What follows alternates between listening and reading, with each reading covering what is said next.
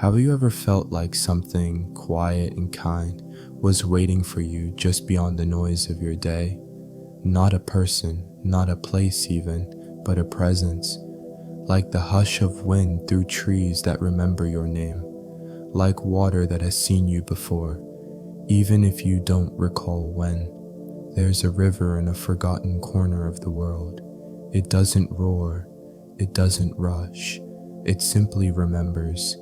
It remembers the hands that built the cabin on its shore. It remembers the boy who once fell asleep to the sound of frogs and rain tapping on a tin roof. It remembers the laughter, the silences, and the stories whispered just above the current. Tonight, we'll return to that river. We'll sit on its banks with someone who never really left. And as the autumn mist rises and the leaves fall slowly through the air, you might find, just maybe, that some part of you remembers too. So get comfortable, let the quiet in, and come with me now, to the river that remembers. The cabin sat low to the ground, with a wide porch that creaked when the wind touched it. It had been built by hands that no longer walked this earth, hands that knew how to set stone against frost, how to leave just enough space in the eaves for the air to move, how to place a window where morning light would fall softly on the kitchen table. It wasn't a grand home, just 4 rooms and a roof that had held out more seasons than anyone expected, but it had a soul to it, the way certain old things do, the kind of soul that made birds choose its rafters to nest in year after year, the kind of soul that remembered laughter as much as it remembered silence.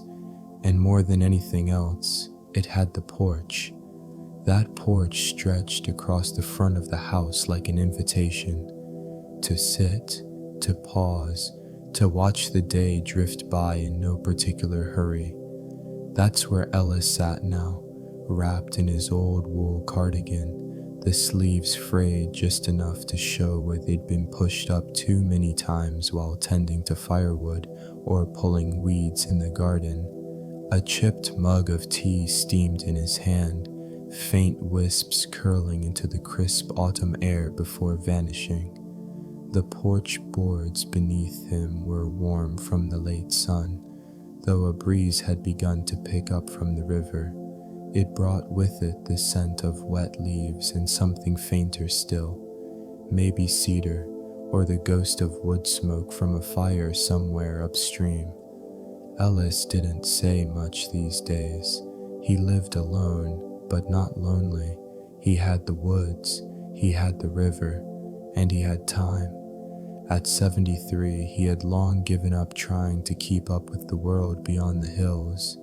There was no internet in the cabin, no cable, just a radio that worked when it wanted to and the occasional newspaper brought in by the mailman on Tuesdays. The rest of the time, he listened to bird song, to the ticking of the clock in the hallway, to the wind, and most of all, to the river. The river didn't talk in the way people do. Its voice was slower, older, and harder to catch unless you gave it your full attention.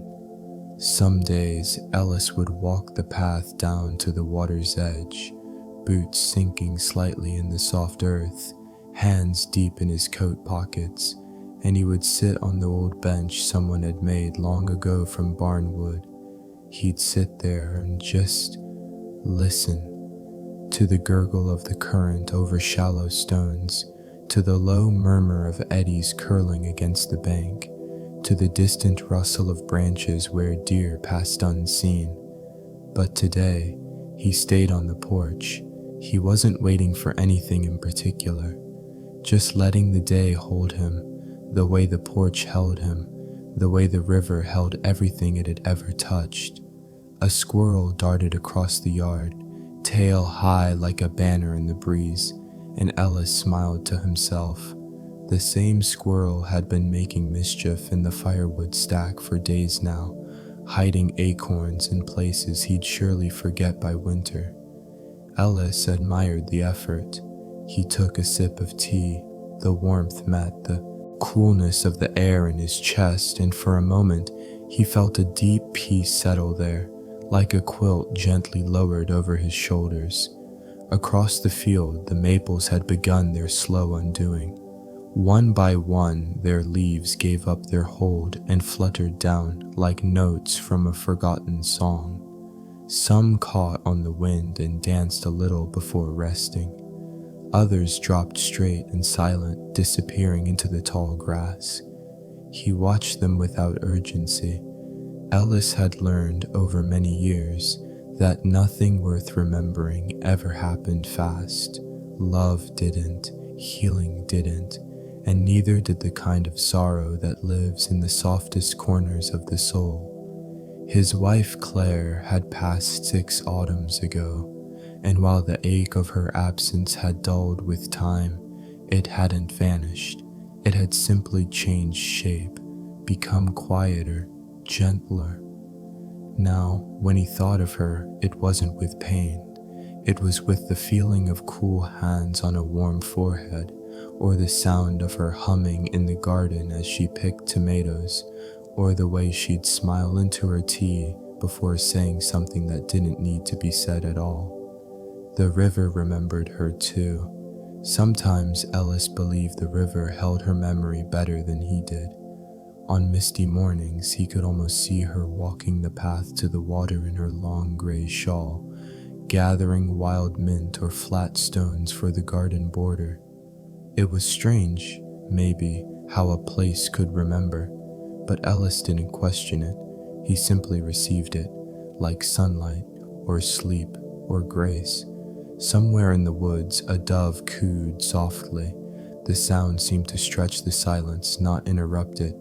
The shadows on the porch grew longer. Ellis reached down and picked up the small radio by his chair, tapping it gently on the side. A crackle, then nothing, another tap. Faint static followed by a warm, low voice reading the farm report from a town miles away. He turned the volume low, just enough for the voice to mingle with the hush of wind and rustle of leaves. He didn't need to know the price of corn. He just liked the rhythm of someone speaking kindly into the quiet. A woodpecker began its slow tap, tap, tap on the dead tree out near the fence. Steady, unhurried, like a clock made of feathers and patience. And in that moment, between the tapping, the breeze, the hum of a distant voice, Ellis felt something he hadn't put into words in years. Not quite joy, not even contentment, something older than both, a remembering, not of one thing but of everything, of long walks home with muddy boots, of hands held in quiet rooms, of lullabies sung low, of the sound a rocking chair makes when no one is in it, but the wind still moves through the house. He closed his eyes, let the tea go cold in his hand, and listened to the river, to the leaves, to the long, low breath of a world that was never in a rush to be known. The next morning came quietly, as it often did in early October, not with fanfare or light spilling suddenly through the windows, but with a slow blue glow that gently unwrapped the dark. Ellis stirred before the sun had fully risen. He was not a man ruled by alarm clocks. His body simply knew when it was time to wake, when the air in the room shifted from night's hush to day's promise, when the birds began their early whisperings, and when the cabin, still and worn, stretched ever so slightly, creaking into the new morning. He sat on the edge of the bed, feet finding the wooden floorboards that had known his steps for decades. They were cool to the touch, not cold, but cool in that way that lets you know the seasons are turning, the same way leaves begin to hesitate before falling, the same way the wind sounds different through trees in October. He moved slowly, not because he had to, but because there was no reason not to. He had long ago made peace with the pace of things. Fast had never suited him. There was a kind of dignity in moving slow, he thought, in letting the body take its time, in noticing things the rush of the world passed over. He made tea as he always did, a simple ritual he never tired of. The kettle was a blackened thing, old and dented, with a handle that once burned his hand before he learned how to lift it just right. The tea leaves were kept in a square tin that had once held buttons, now faintly smelling of both metal and mint. He let the water boil and then rest for a moment, the way Claire used to remind him. "Let it settle," she would say, her hand brushing his elbow in the way she always did when she wanted to be gentle. Water likes to calm before it steeps. He poured the water over the leaves, the steam rising like breath into the morning light, and watched it steep, deepening slowly in color, as if remembering something. He took his mug and stepped outside to the porch, where the world was still wrapped in mist. The river beyond was barely visible, a silver line behind the soft white veil that blanketed the field.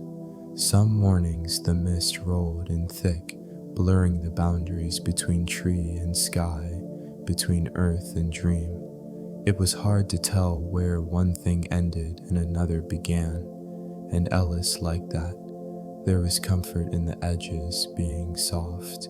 He sat in his usual chair, the one with the loose wicker in the seat and the arm smoothed from years of his palm resting there. The cushion was worn thin, but it remembered him. The porch boards creaked gently beneath his feet as he shifted, and he felt the smallness of the sound echo out into the larger quiet. Somewhere nearby, a cardinal began its call, sharp at first, then softened by distance. He took a sip of tea. Warmth moved through him like a slow river, and then from deep in the woods came the low hum of a tractor. It wasn't close, but it was there, faint and steady, likely Henry Thompson out tilling the last stretch of field before frost. Ellis smiled at the thought. Henry had been born 2 seasons after him, just across the way, and their families had planted side by side since they were boys. They didn't see each other much anymore, not like they used to, but the sound of Henry's tractor was a kind of hello, a neighbor's presence spoken through diesel and distance. There was something Ellis always appreciated about the rhythm of small things, the way days folded into each other, the way chores came back around, mending, sweeping, tending the soil, picking up what wind had knocked over. They were never finished, but they were never too much, just enough to keep the hands moving, the mind soothed. After finishing his tea, Ellis rose and walked the narrow path around the side of the cabin. The dew on the grass soaked his boots, but he didn't mind. He moved toward the garden, not to work it, but to look. There were still a few tomatoes hanging on, their skins split from the recent rain, and the basil had gone to flower. Claire would have picked those blossoms and set them on the windowsill just for their scent. He bent and pinched off a sprig of rosemary, rolled it between his fingers. The smell rose up, sharp and comforting, and he breathed it in like memory. Beyond the garden was the clothesline, 2 old posts leaning slightly inward like tired shoulders. A single cloth hung there, an old kitchen towel forgotten in the last wash, and it flapped gently in the morning breeze. He stood for a long time, watching it move. There was no rush. Later, perhaps, he would mend the screen door, or gather the fallen limbs near the maple tree. But for now, he just watched. Sometimes, he thought, the most important part of a day was the part you didn't fill with anything, the part you simply gave back to the world. A blue jay called loudly from a high branch, then was quiet again. A gust of wind passed, and with it came the sound of the river, not loud but present, like someone clearing their throat before speaking. Ellis turned toward it. The river could not be seen now, still hidden behind the curtain of mist, but he knew it was there. He had known it every day of his life. Its presence was as sure as breath, as time, as the quiet persistence of the seasons, and sometimes, only sometimes, he believed it knew him too. He walked toward it slowly, boots brushing through leaves that had just begun to fall in earnest. The scent of the earth rose up, damp and rich, alive with the smell of rot and roots. As he neared the water, the mist thinned just enough to reveal a shimmer of movement, and there it was, the river winding as always, carrying its secrets like a letter never quite meant to be opened. He sat on the old bench by the bank. It was cold to the touch, but he stayed. The river said nothing, but it didn't need to. It never had. Ellis let his hands rest on his knees, his gaze soft, unfocused. The air held still. The birds sang somewhere behind him, and the river, steady and slow, flowed past like a memory that knew exactly when to arrive. The bench by the river was old, its legs half sunk into the earth, its back leaning just slightly as though bowing in quiet reverence to the water. Ellis had sat there so many times over the years that the wood had taken the shape of him. A subtle curve in the seat, a slight smoothness where his hands had rested. It was never meant to be a special place. Just a few boards nailed together, carried down from the barn decades ago. But time, as it always does, had turned it into something more. Something remembered. He settled into it now, his breath moving slow and easy in the cool air. The mist had begun to lift, pulled upward by the early sun. Ribbons of it drifted through the trees, caught on branches like forgotten scarves, and the river, once hidden, was visible again. Not loud, not wide, just steady. Its current moved like thought, meandering, circling, flowing without rush. Ellis leaned back and listened. There were days when he believed the river carried voices, not in the way people meant it, no ghosts or strange echoes, but in the gentle way water speaks when it moves past stones, when it weaves around roots, when it laps softly against old wood. He had once heard his father's laughter in that sound, and more than once Claire's voice humming some old melody while hanging clothes to dry. These weren't hallucinations, not memories even. They were something quieter than that, like the feeling of being watched by someone who loves you, even though they're long gone. On the far bank, a heron stood in stillness, so still, in fact, that Ellis might have missed it if he hadn't been looking for nothing in particular. Its legs were hidden in the reeds, its neck poised in that graceful arch only herons seemed to know. He watched it for a long while. Time passed in a way it often did by the river. Without announcement, without requirement, it simply unfolded, and in that unfolding, Ellis remembered the letters. He had written them long ago during a season when the nights were shorter and the house more crowded with noise. A baby's cries, a wife's laughter, the rustle of pages being turned late into the night. They were letters never meant to be sent, just words scrawled on lined paper in a quiet room when the world had gone to sleep. Letters to no one and to everyone, letters to himself, mostly. He had kept them in a box under the floorboards, tied with twine and yellowed with years. He hadn't looked at them in decades, but now, sitting by the river, he could remember the feeling of writing them, the scratch of the pen, the warmth of the lamp, the comfort of turning something inside into something outside. He had written of fears he never said aloud, of dreams that had faded like fog by midday. of the way Claire smiled when she thought no one was watching. And sometimes, just sometimes, he had written of the river, its steadiness, its quiet faithfulness, its way of listening without judgment. The heron moved now, just slightly, a ripple in the water. Then it lifted into the air with the grace of something half made of sky. Ellis followed its flight with his eyes, watched it disappear beyond the bend where the trees leaned in close. He exhaled slowly. Somewhere behind him, a breeze passed through the pines, rustling the branches like fingers turning pages of an old book.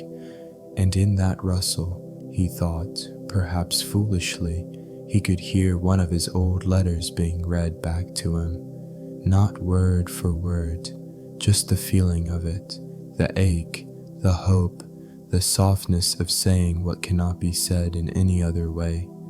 He sat there until the sun climbed higher, warming the back of his neck and casting long shadows on the river path. Eventually he stood, slowly, his knees reminding him of the years. He placed a hand on the back of the bench before walking up the slope toward the cabin. The earth was soft beneath his boots. Leaves crunched gently, each step a whisper. By the time he reached the porch, the mist had vanished. The garden shimmered in morning light. He passed the rosemary bush, brushed it once more, and stepped inside. The cabin smelled faintly of old books, of ash, of something comforting and unspoken. He moved to the little drawer near the bookshelf, the one with the brass handle slightly bent from years of use, and he opened it. Inside, beneath a pair of reading glasses and a folded dishcloth, was a key, small, rusted, familiar. He hadn't touched it in years, but his fingers closed around it now, without hesitation. He crossed the room, lifted the loose board beneath the window, and reached into the dark. The box was there, still tied, still whole. He sat at the table with it. The window beside him framed the river like a painting. Out there, the world moved. In here, time rested. He didn't open the box. Not yet. He only held it, felt the weight of it, listened to the hush around him. And then, very quietly, he smiled, because somehow, in the quiet, he understood that not everything needed to be read aloud. Some things could simply be held, remembered, carried, like letters never sent, like songs never sung, like the river, always flowing, always listening. There were mornings when Ellis would bake, not because he had to, not because he particularly needed the bread, but because the act itself was enough, mixing, kneading, waiting. It gave the hours a shape. It gave his hands something to do while his thoughts drifted like leaves in the river outside. This morning was one of those mornings. After sitting with the box of old letters the day before and choosing not to open it, Ellis had woken with the kind of quiet ache that didn't need fixing, only honoring. He moved slowly through the kitchen, setting out the flour, the little crock of salt, the worn wooden spoon that still bore the faint scent of vanilla from some long-ago birthday cake. He poured warm water into a bowl and sprinkled in the yeast, watched it bubble to life like breath rising from sleep, then added the rest, little by little, until the dough formed, sticky at first, then more willing in his hands. Outside, the sky was pale gray, not stormy, just overcast in the way that made the world feel smaller, closer. He liked days like this. They felt like wool blankets, like the kind of conversations where not much was said, but everything was understood. As the dough rested beneath a tea towel, Claire's old one, soft and frayed at the corners, Ellis stepped out onto the porch with his second mug of tea.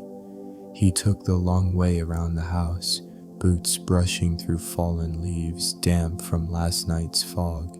He didn't need to check the mail. There wouldn't be anything new, but the walk to the mailbox had become its own kind of ritual, a way to mark that the world had moved on even just a little, a way to see what the deer had disturbed in the night, a way to notice the small changes, the new mushrooms along the path, the way the grass leaned where a rabbit had passed. At the mailbox he paused, hand resting on the lid. It was empty, as expected, but across the road he noticed the apple tree. It had belonged to the Hensley family once. Their house had long since collapsed, taken by storms and time, but the tree remained, bent, gnarled, stubbornly blooming each spring and dropping small sour apples each fall. Ellis crossed the road. He hadn't stood under that tree in years. The branches arched low, heavy with the weight of fruit and memory. He reached up and plucked one. Its skin mottled, imperfect, bit into it. It was tart, sharp in a way that surprised him, but there was something about it, something that reminded him of boyhood, of stealing apples with Henry and running barefoot back to the barn, laughing so hard they couldn't breathe. He stood there a while longer, chewing slowly, juice dripping onto his wrist, and then he saw it, tucked into the roots of the tree, nearly hidden beneath a scatter of golden leaves. A marble, blue, swirled with white, the kind boys used to carry in their pockets like treasure. He knelt and picked it up, brushed off the dirt. It was smooth and cold, like something that had waited a long time to be found again. He held it in his palm for a moment, then slipped it into his coat pocket, not because he needed it, but because it had waited and because he had come. Back at the cabin, the smell of rising bread greeted him like an old friend. He lifted the towel, punched the dough gently, shaped it with careful hands.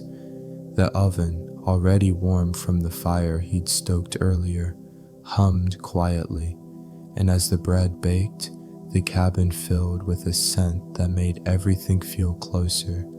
The past, the people who had once sat at this table, the meals that had come and gone like seasons. He remembered one in particular, a cold night in late November years ago. Claire had made stew and he had baked the bread. Their son, Peter, still a boy then, had fallen asleep in a pile of quilts on the floor, a toy train still clutched in one hand, and Claire had looked up from her tea, eyes soft. "We'll remember this," she'd said, not as a question, not as a hope, but as a promise.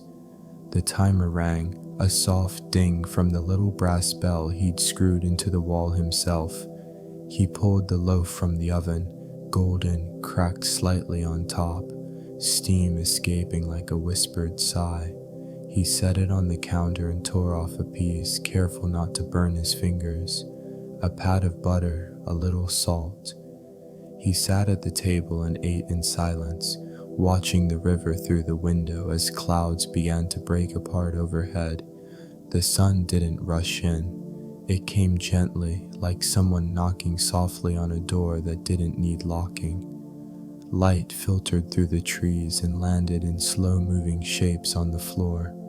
Ellis watched them shift and felt something in him shift too. Something small, but real.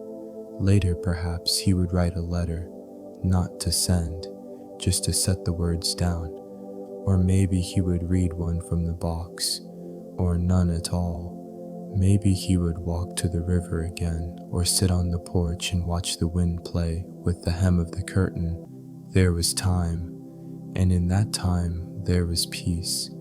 Not the loud kind, not the kind that demands to be noticed, but the kind that bakes slowly, that waits beneath apple trees, that lives in marbles forgotten in the dirt and found again by old hands. There was a fence behind the cabin, not one built for keeping things in or out, but one made long ago to mark the edge of the garden. It was simple, cedar posts unevenly spaced, some leaning a little more each year, with 2 strands of rusted wire strung between them like lines in a song no one remembered the words to. Ellis had built it himself, though he could no longer recall what day or even what year. Claire had said it would look nice if beans could climb it, and so he'd built it, not for protection, but for beauty, a place for green things to reach toward the sky. Now the garden mostly grew itself. Tomatoes sprouted up where last year's had dropped. Wild mint returned along the edge. A single sunflower had come up this summer, uninvited but welcome, and leaned all season toward the cabin like it was listening. Ellis stood by the fence now, one hand resting lightly on the weathered wood. There was something comforting about the way it held its ground. Crooked, worn, but still standing. He watched a moth land on one of the fence posts, its wings trembling slightly in the breeze. The air was cool today, not cold, but with a kind of chill that let you know October had settled in to stay. Behind him, the bread he'd made earlier still sat on the counter. Half a loaf left, wrapped loosely in a linen cloth. He'd have a slice later with honey, maybe make tea again, or maybe not.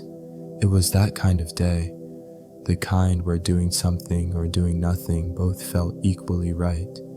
A soft sound caught his ear, not loud, not urgent, just the faint clink of something against metal. He turned his head and saw the old wind chime swaying gently on the back porch. It had hung there since Claire's sister gave it to them one Christmas, a bundle of hollow copper tubes that made a low musical sound when the wind passed just right. Some days it stayed still for hours, other days it sang at the lightest breeze. Today it played a single note every now and then, like a thought that keeps returning, uninvited but welcome. Ellis closed his eyes. Let the wind pass over him. Let the moment last. There was a kind of stillness that didn't feel empty, one that filled you up slowly, like water in a cup left under a dripping tap. He opened his eyes and looked at the fence again. Somewhere in the quiet folds of his memory, he could see Peter, his son, barefoot and shirtless, chasing a grasshopper through the rows of beans one summer long ago. Claire had been in the kitchen, singing something soft under her breath, and Ellis had stood right here, leaning on the same post, watching.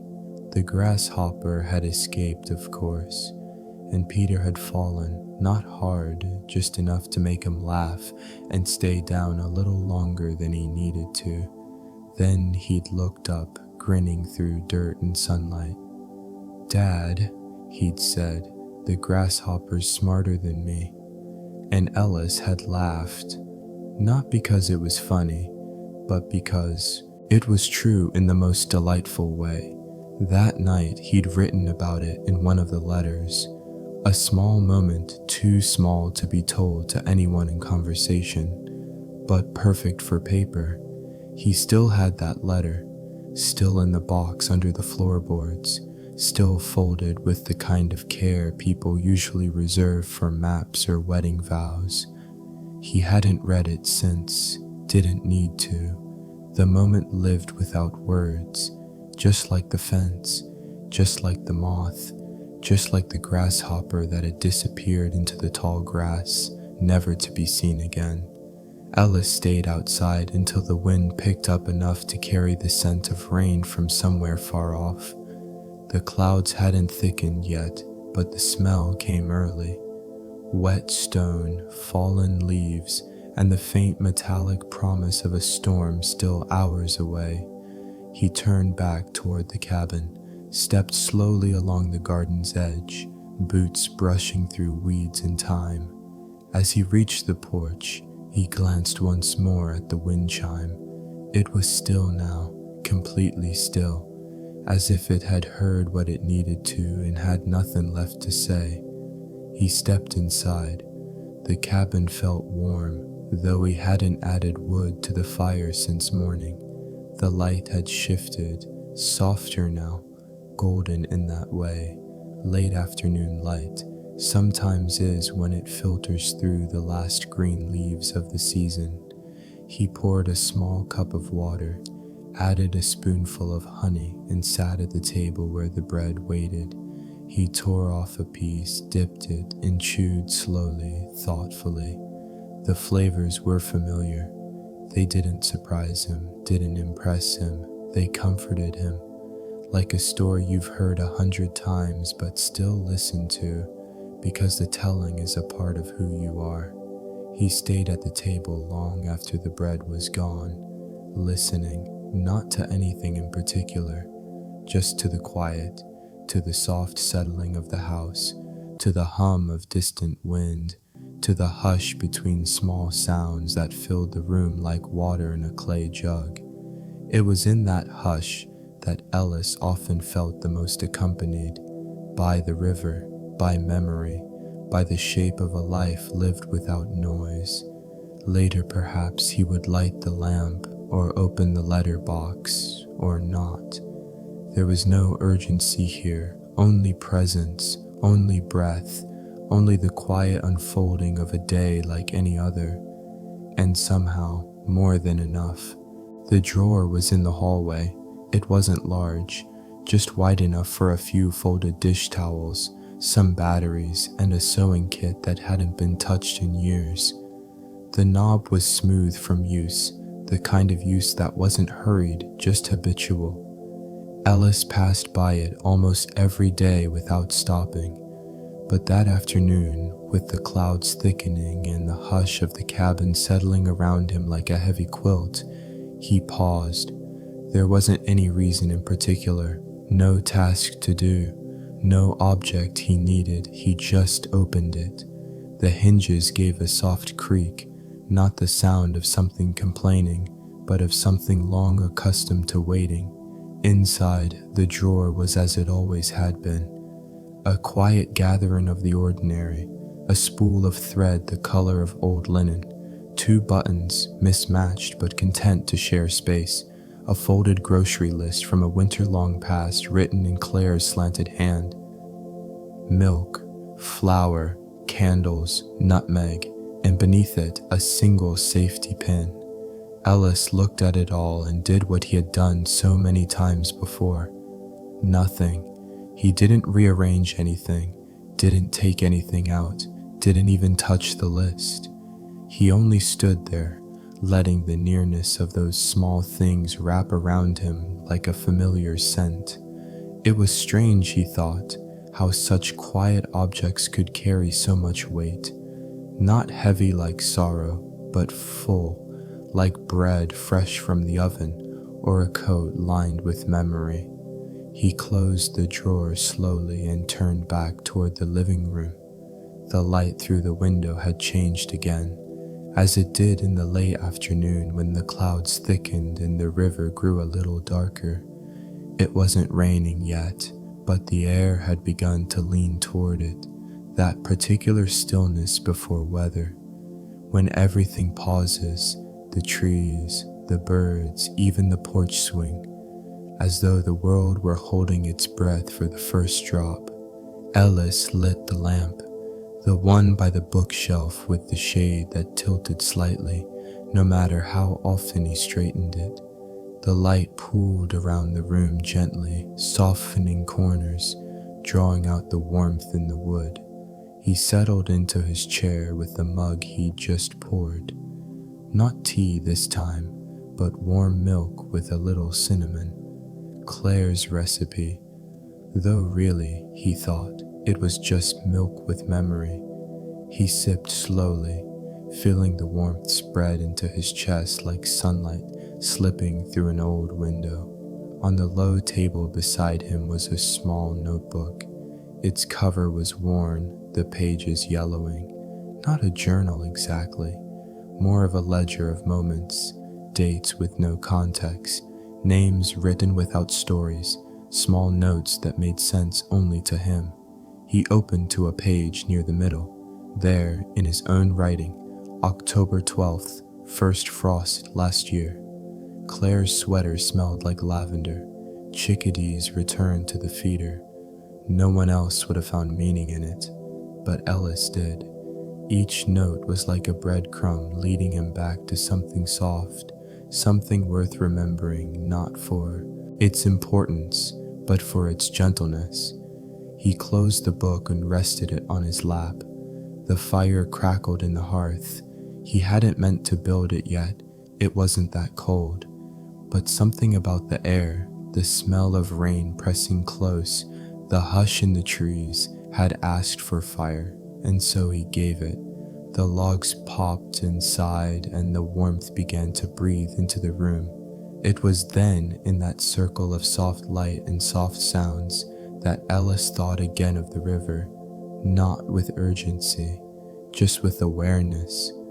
The way you think of a friend who lives down the road, whom you haven't seen in a while, but whom you know is there, keeping their own rhythm, living their own stillness. He stood, stretched his arms slowly, and moved toward the window. Beyond the glass, the trees stood quiet and steady, their branches barely stirring. The river itself was hidden behind the curve of land and the brush, but Ellis could feel it, the way you feel the presence of something without seeing it. A kind of knowing that lives in the bones, not the eyes. He watched the wind move through the tall grass, watched a single leaf lift from the ground and spin once before settling again, and he smiled. That was enough. That little moment, that single leaf, that breeze that spoke and then hushed itself again. He sat back down, the warm mug cupped in both hands. He didn't sip this time, just held it, let the steam curl up and brush against his face like an old friend's touch. He thought then of Claire's hands, not the way they looked, but the way they felt when she placed them on his shoulders, or when she tied her apron behind her back without thinking, or when she smoothed the corner of a tablecloth after setting down a plate of something simple and good. He remembered her laugh, not the sound of it exactly, but the shape of it, round and warm and a little surprised, as though joy had come suddenly and she'd made room for it. The room felt full now, not of things, but of nearness, of all the quiet pieces that had made a life, the drawer with the grocery list, the notebook with the frost remembered, the fence leaning gently in the garden, the river breathing just beyond sight. Ellis leaned back in his chair, let his eyes close, let the warmth and the hush and the long slow song of the house hold him. It had been a good day, not because anything had happened, but because he had noticed it, and that, he thought, was everything. The rain arrived just after dusk, not with thunder or lightning, but with a soft pattering, the kind that barely announces itself, that comes as gently as someone laying a quilt over your shoulders. Ellis was already in his chair by the time it began. The lamp was lit, casting a honey-colored glow across the room. The fire had grown smaller, but still hummed in the hearth like an old friend clearing his throat every now and then. He heard the first drops land on the roof. Quiet, steady, tap, pause, tap, tap, like a rhythm remembered from childhood, or a lullaby sung too softly to follow, but never too softly to feel. He didn't move, didn't even open his eyes, just listened. There was a kind of music in it, the rain on the old tin roof, a music that had played across decades, that had sung him to sleep as a boy, lulled Peter through fevered nights, and wrapped around Claire's last winter with the tenderness of hands that never hurried. The same roof, the same sound, only time had changed and the people beneath it. He reached for the blanket draped over the arm of the chair. a wool one, hand-woven in gray and green, the color of creek stones after rain. He pulled it over his legs slowly, as though not to disturb the stillness that had settled into the room. The rain continued, steady now, unapologetic in its slowness. It found every surface, the eaves, the porch rail, the empty flower pot still sitting by the back step. It kissed the garden gently, spoke in hushed tones to the window panes, and filled the world with a kind of quiet only rain can bring. Ellis thought of all the nights like this he could no longer count, nights when Peter had come running in from the barn, wet to the bone and grinning, nights when Claire had lit candles just because she liked the way their glow warmed the room, nights when the power had flickered out and they'd sat at the kitchen table, playing checkers by lamplight. He could still hear the way she laughed when he let her win, not because she didn't know. She always did, but because it meant something to be allowed to win by someone who loved you anyway. He opened his eyes just a little and looked toward the front door. There was a coat hanging there, his old raincoat, stiff at the elbows, still damp at the hem from the morning mist. He wouldn't need it tonight. He had nowhere to go, and the rain was doing all the moving for him. Outside, the river would be swelling just slightly, not flooding, just rising like breath deepening in sleep. It would carry leaves now, little curls of gold and rust, floating gently along the current, like paper boats, carrying thoughts too soft for words. Ellis imagined one of those leaves making its way past the bend, past the old willow, past the place where the stones made the water skip and chatter like children in secret. He imagined it drifting without purpose, and somehow, because of that, arriving exactly where it needed to go. Somewhere upstream, a branch cracked, not loud, just enough to remind him the forest was still alive, still watching, still holding the edge of the world in place. The lamp flickered, not out, just a soft dimming, as though it too were listening to the rain. Ellis let his head rest against the back of the chair. The blanket warmed around him, and for the first time that day, he let his breath out completely. He hadn't realized he'd been holding it. That small edge of alertness that clings to us all, even in peace. But now, it was gone, carried off with the sound of the rain, like a burden set down and forgotten. He thought of nothing, and then, because thoughts do come, like seeds carried by wind, he remembered the lantern. It was still out in the shed, the one with the green glass and the little brass handle Claire used to polish with the corner of her apron. She liked to set it on the porch during storms, not for light, but because she said it made the house feel watched over, as though someone outside might need to know they were not alone. Ellis smiled faintly. He might go out and light it later, or maybe not. The porch didn't need light tonight. It had the rain, and the rain remembered everything. Inside the cabin, the room seemed to hold its breath with him. Not tense, not waiting, just resting.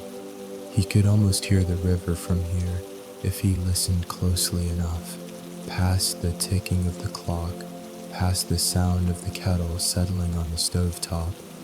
It was always there, the river, under the rain, under the years, under everything. He didn't need to see it to know, just as he didn't need to open the box of letters or read the journal or speak aloud the names of those he missed. Some things lived without being said. They lived in the way the rain fell, in the curve of the rocking chair, in the space between notes on the wind chime, and Ellis, sitting wrapped in wool and memory, knew he was part of that living, even in the stillness, especially in the stillness. He closed his eyes. Let the sound of the rain take up residence where worry had once lived.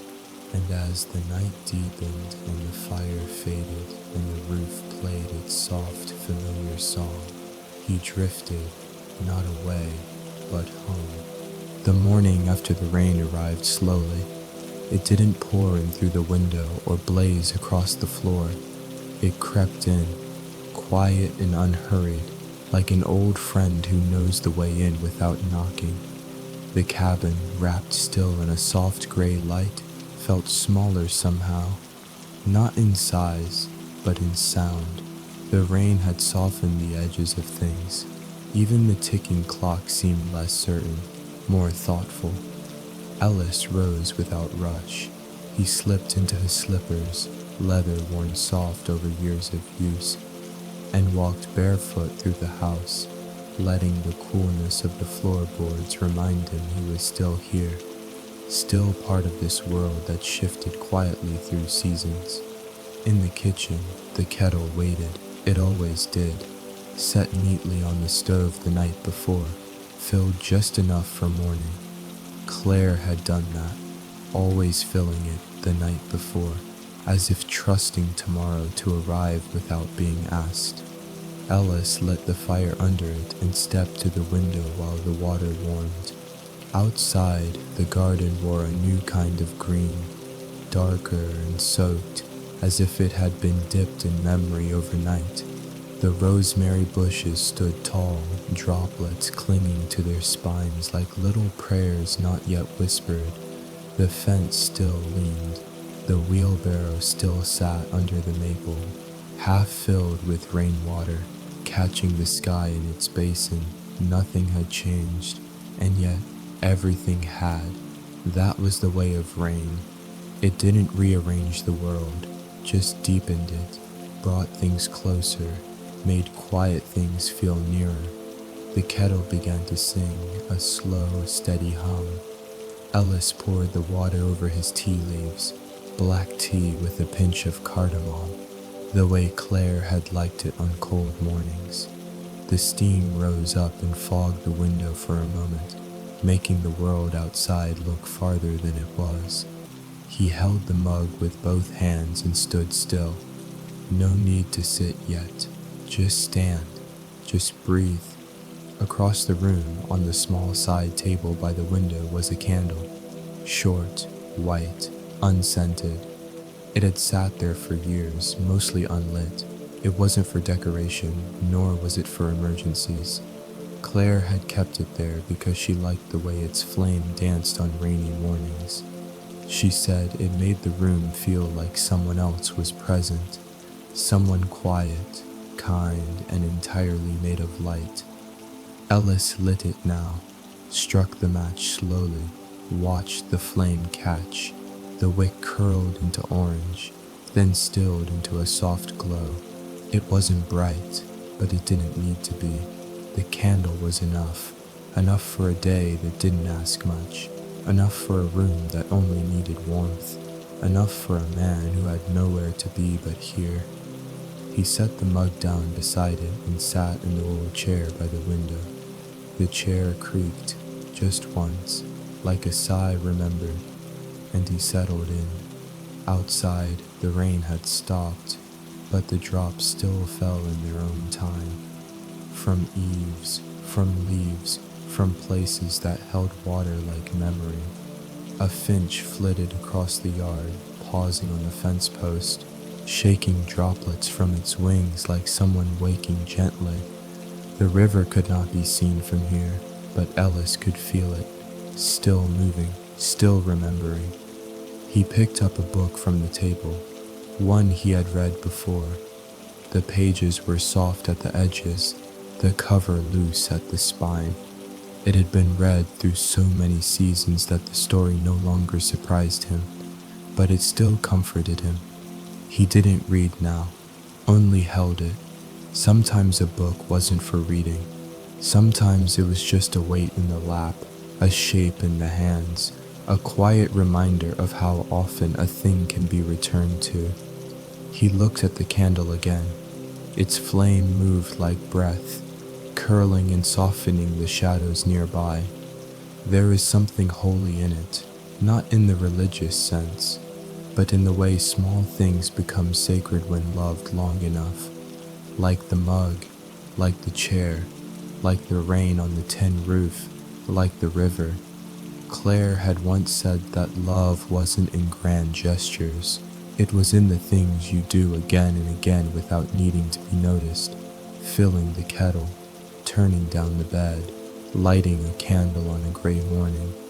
Ellis reached for his tea, now cooled just slightly, and sipped it slowly.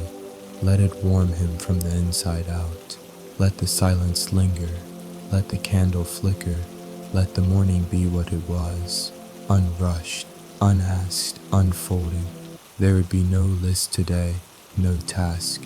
Perhaps he would walk later, down to the river, to sit again on the bench and watch the leaves fall, one by one, like slow seconds of a clock that no longer needed keeping.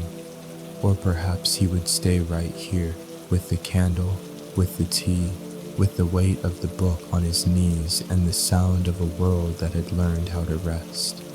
He didn't need more. More was never the point.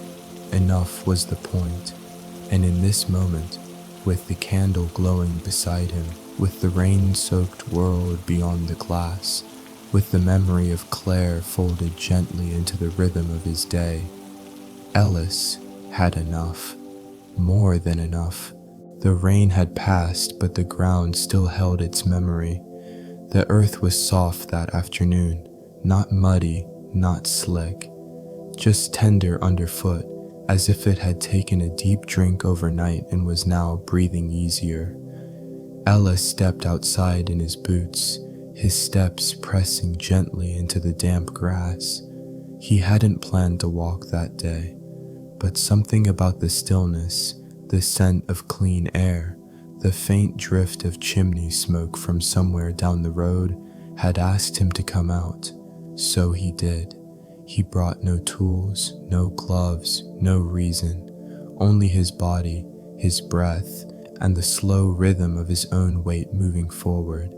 The leaves on the ground were no longer crisp. They didn't crunch beneath him like they did in dry autumns. Instead, they whispered, a soft papery sound, like someone folding old letters behind the scenes of the world. He walked the familiar path beside the garden, past the clothesline now empty, past the wheelbarrow still resting in a shallow puddle of sky. Everything seemed quieter than usual, or maybe it was just that he was quieter now, more ready to listen, more practiced at hearing the things that didn't ask to be heard. A sparrow fluttered up from the grass and disappeared into the hedge. He paused, smiling, as if the bird had waved a greeting only he could see. The sky above was a soft silver, the kind that didn't threaten rain, but didn't promise sun either. It simply was. He liked skies like that.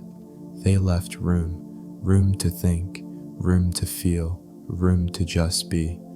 The path curved gently toward the grove of birch trees near the bend in the river. He hadn't been to that part of the land in some weeks, not since the end of summer, when the goldenrod had begun to fall and the bees had grown slower in the heat. Now, the birches stood pale and bare-limbed, their white bark peeling at the edges, catching the light like old parchment. Ellis reached out and touched one as he passed. Its surface was cool and smooth, with a thin line of damp running down one side.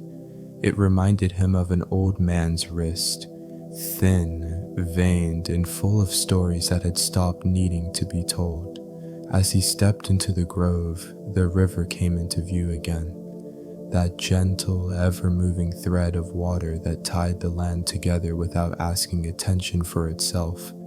It flowed the same as always, slowest places, quicker in others, carrying bits of leaves, a feather, a few twigs drifting like passengers on an afternoon train. He followed the sound of it until he reached the bench, the same one he'd sat on just days before. It was still damp from the rain, but he sat anyway, pulling his coat a little closer, letting the cool settle around him like a memory he didn't need to explain. The river, too, remembered. It always did. He let his eyes rest on the current, his breath slowing to match its pace. There had been a time, he thought, when he'd come down here with Peter. A boy then, barefoot and full of questions. "What makes it keep going?" Peter had asked once, pointing to the river as if it might stop if someone didn't explain it soon. Ellis had laughed, not because he knew the answer, but because the question had felt so large in such a small voice. "It remembers where it's been," he'd said. "Maybe that's enough." Peter had frowned, not satisfied, but accepting. That was years ago. Now, the river still moved, and Peter had children of his own, states away, with rivers he hadn't seen. Ellis didn't mind the distance. He missed him, sure, but he also understood. The world had grown fast even when he hadn't, and love, he'd learned, didn't require nearness to endure. It only needed noticing. And he noticed Peter in the way the wind touched the tops of the birches, in the sound of acorns tumbling from high branches, in the silence that followed. He sat on the bench for a long while, not counting minutes, not holding on to time, just breathing, just being. Eventually he stood, his knees a little slow to agree, and turned back toward the house. His path was quieter on the return, not because the world had changed, but because he had settled deeper into it. Each step felt place, each sound, the drip of a leaf, the creak of a distant limb, the hush of his own coat brushing against itself, was a kind of music. He passed the garden again, the rosemary brushing lightly against his boot. He bent down, pinched a sprig, held it up to his face and breathed deep. The scent was sharp, bright, alive. He slipped it into his pocket, not to use, just to carry. Inside the cabin, the air was warm. The candle had long since burned out, leaving only a small puddle of wax and a faint scent of smoke in the air. Ellis didn't light another, not yet. The light from the window was enough, and the day, though already leaning toward evening, still held enough color to feel like something unfinished. He poured the last of the tea into a mug, set it beside the small notebook on the table, and sat again. The chair welcomed him. The fire had died to coals, but the warmth lingered.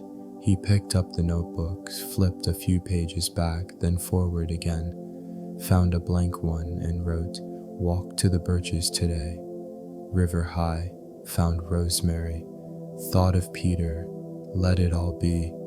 He set the pen down, didn't close the notebook, just let it rest open beside him, a quiet witness to a quiet day. Outside, a breeze stirred the chimes again. A few notes, then stillness. The same as always, the same as enough. There was a shelf in the pantry Ellis rarely opened, not because it was locked, and not because it held anything particularly precious, but because the things it did hold no longer called his name quite as often. Glass jars, most of them empty, a few with faded labels written in Claire's handwriting. July peach jam, mint jelly, 1992, pickled beets, for Henry. The writing had faded over time, and some of the lids had rusted at the edges, but the jars themselves stood in stillness, like rows of memory with nothing left to prove. That morning, after finishing his tea, Ellis had wandered to the pantry, his hands in his cardigan pockets, not looking for anything, just remembering. He hadn't canned in years, not since the last harvest they had done together, when the tomatoes had come on thick and the basil had nearly taken over the garden path.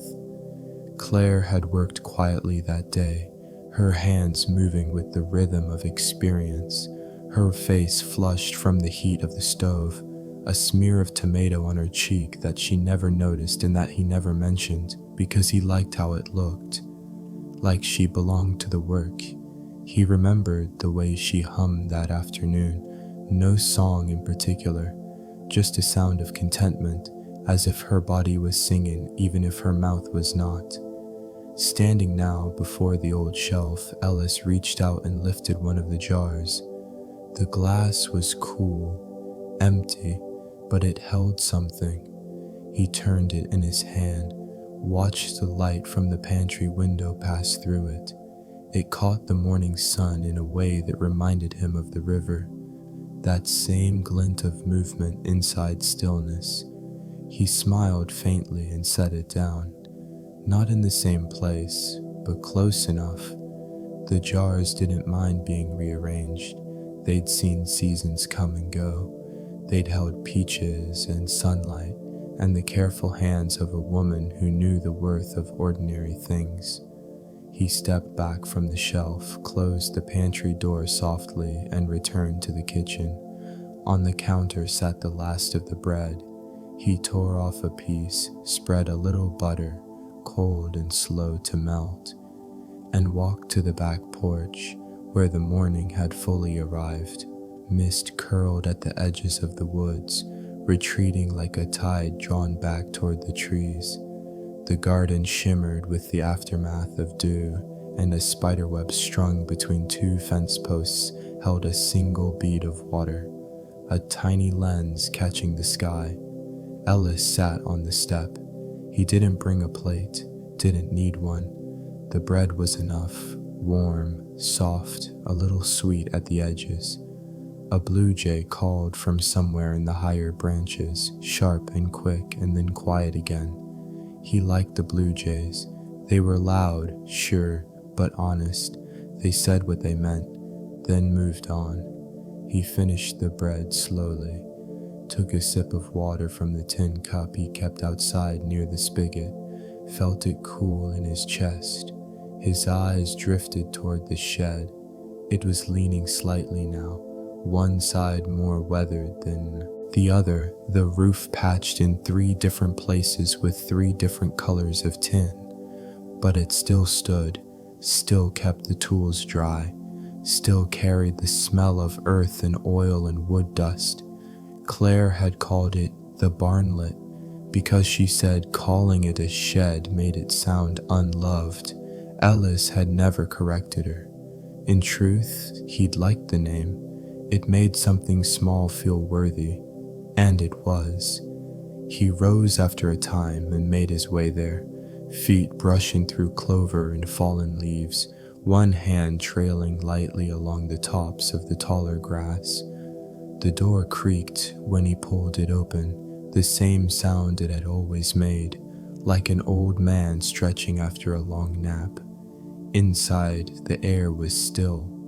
A rake leaned against the far wall, its handle smooth from years of calloused palms. A straw hat hung on a nail, the crown dented, the brim slightly frayed. It hadn't been worn since the summer Peter visited with the twins. They'd taken turns trying it on, laughing at how it slipped down past their ears. Ellis reached out and touched the brim gently, just once, then let it be. There was nothing to do in the shed today, nothing that needed fixing or sorting, but being there was enough. It smelled like memory, and that was work too in its way. He stepped out again, closed the door, and stood in the light for a while. The wind had picked up just enough to move the chimes again, a low, wandering note that faded as soon as it came. He followed the breeze back toward the house where the porch waited, and the afternoon sun began to settle across the windows like a second curtain. Inside, the kitchen clock ticked on, but it was not in a hurry. Ellis poured another cup of tea, this time without thinking, his hands moving through the motions they had known for decades.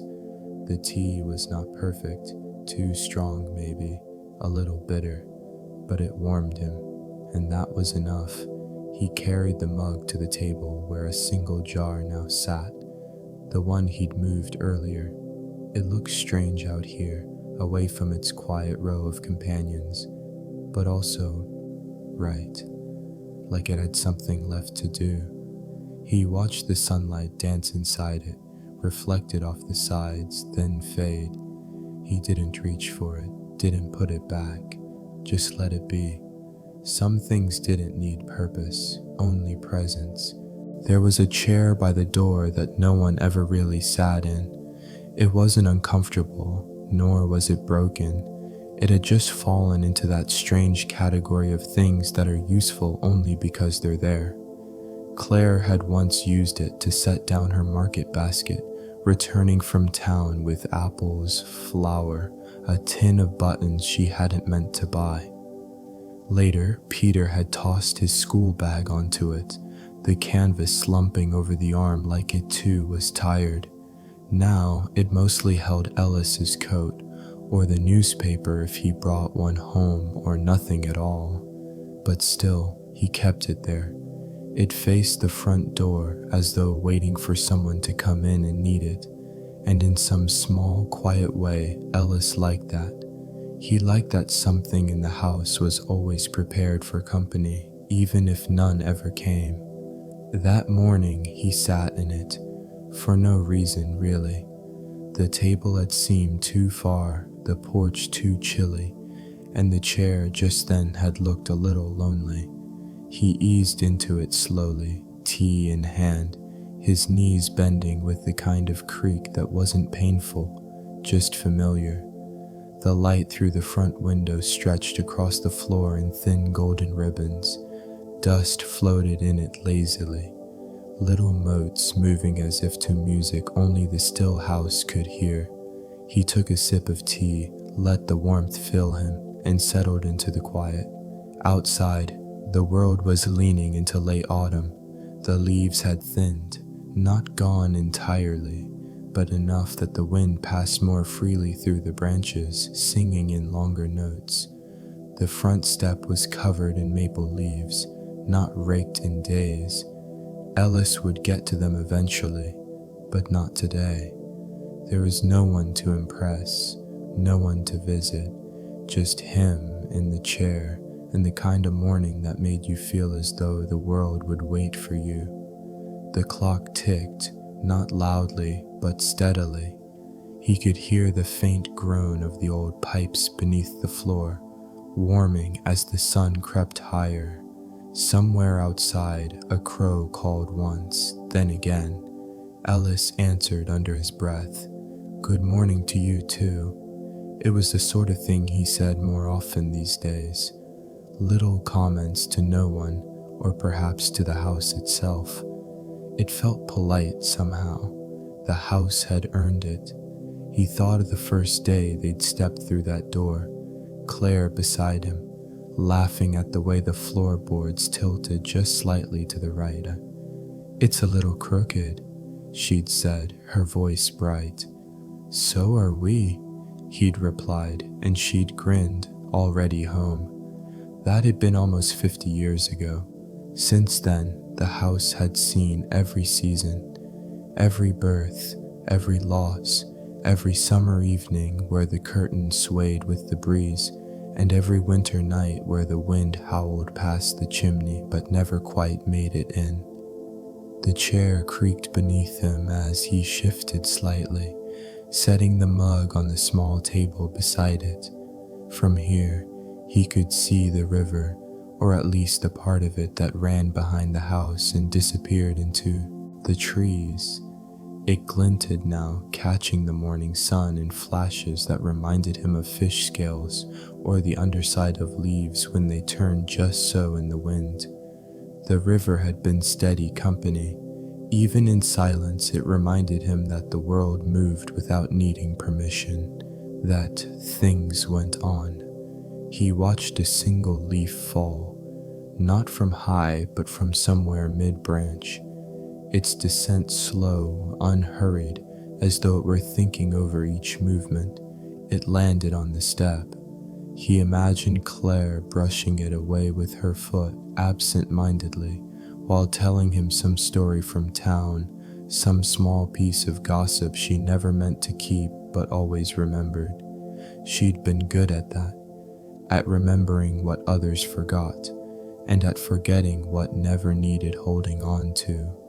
He missed her most on mornings like this, not in the sharp way he had at first, but in the way one misses a favorite coat in spring.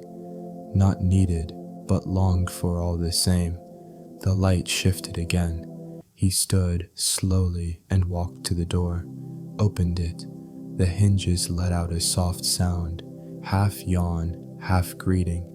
He stepped onto the porch, felt the boards give a slightly under his weight.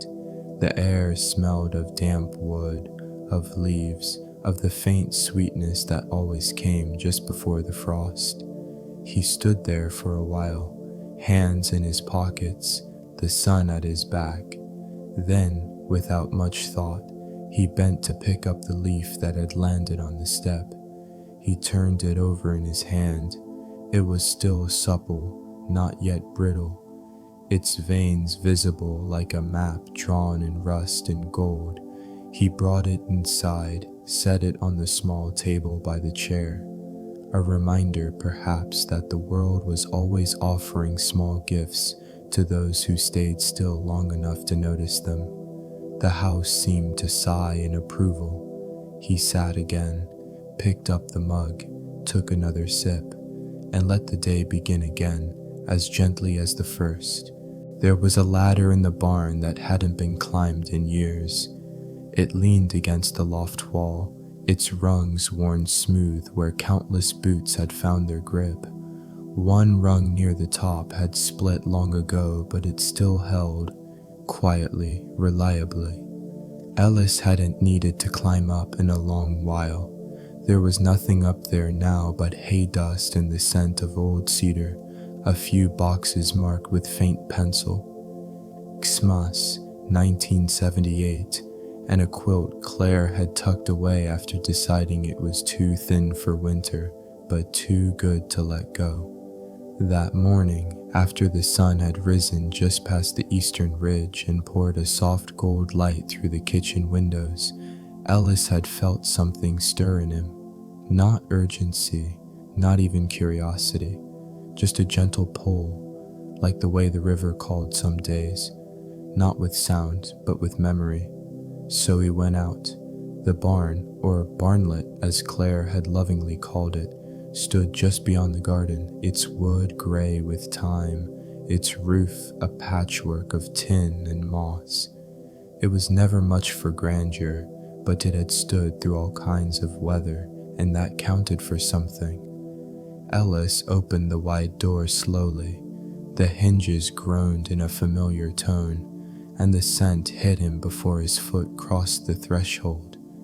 Earth, dried hay, oil from tools, and that ever-present trace of time.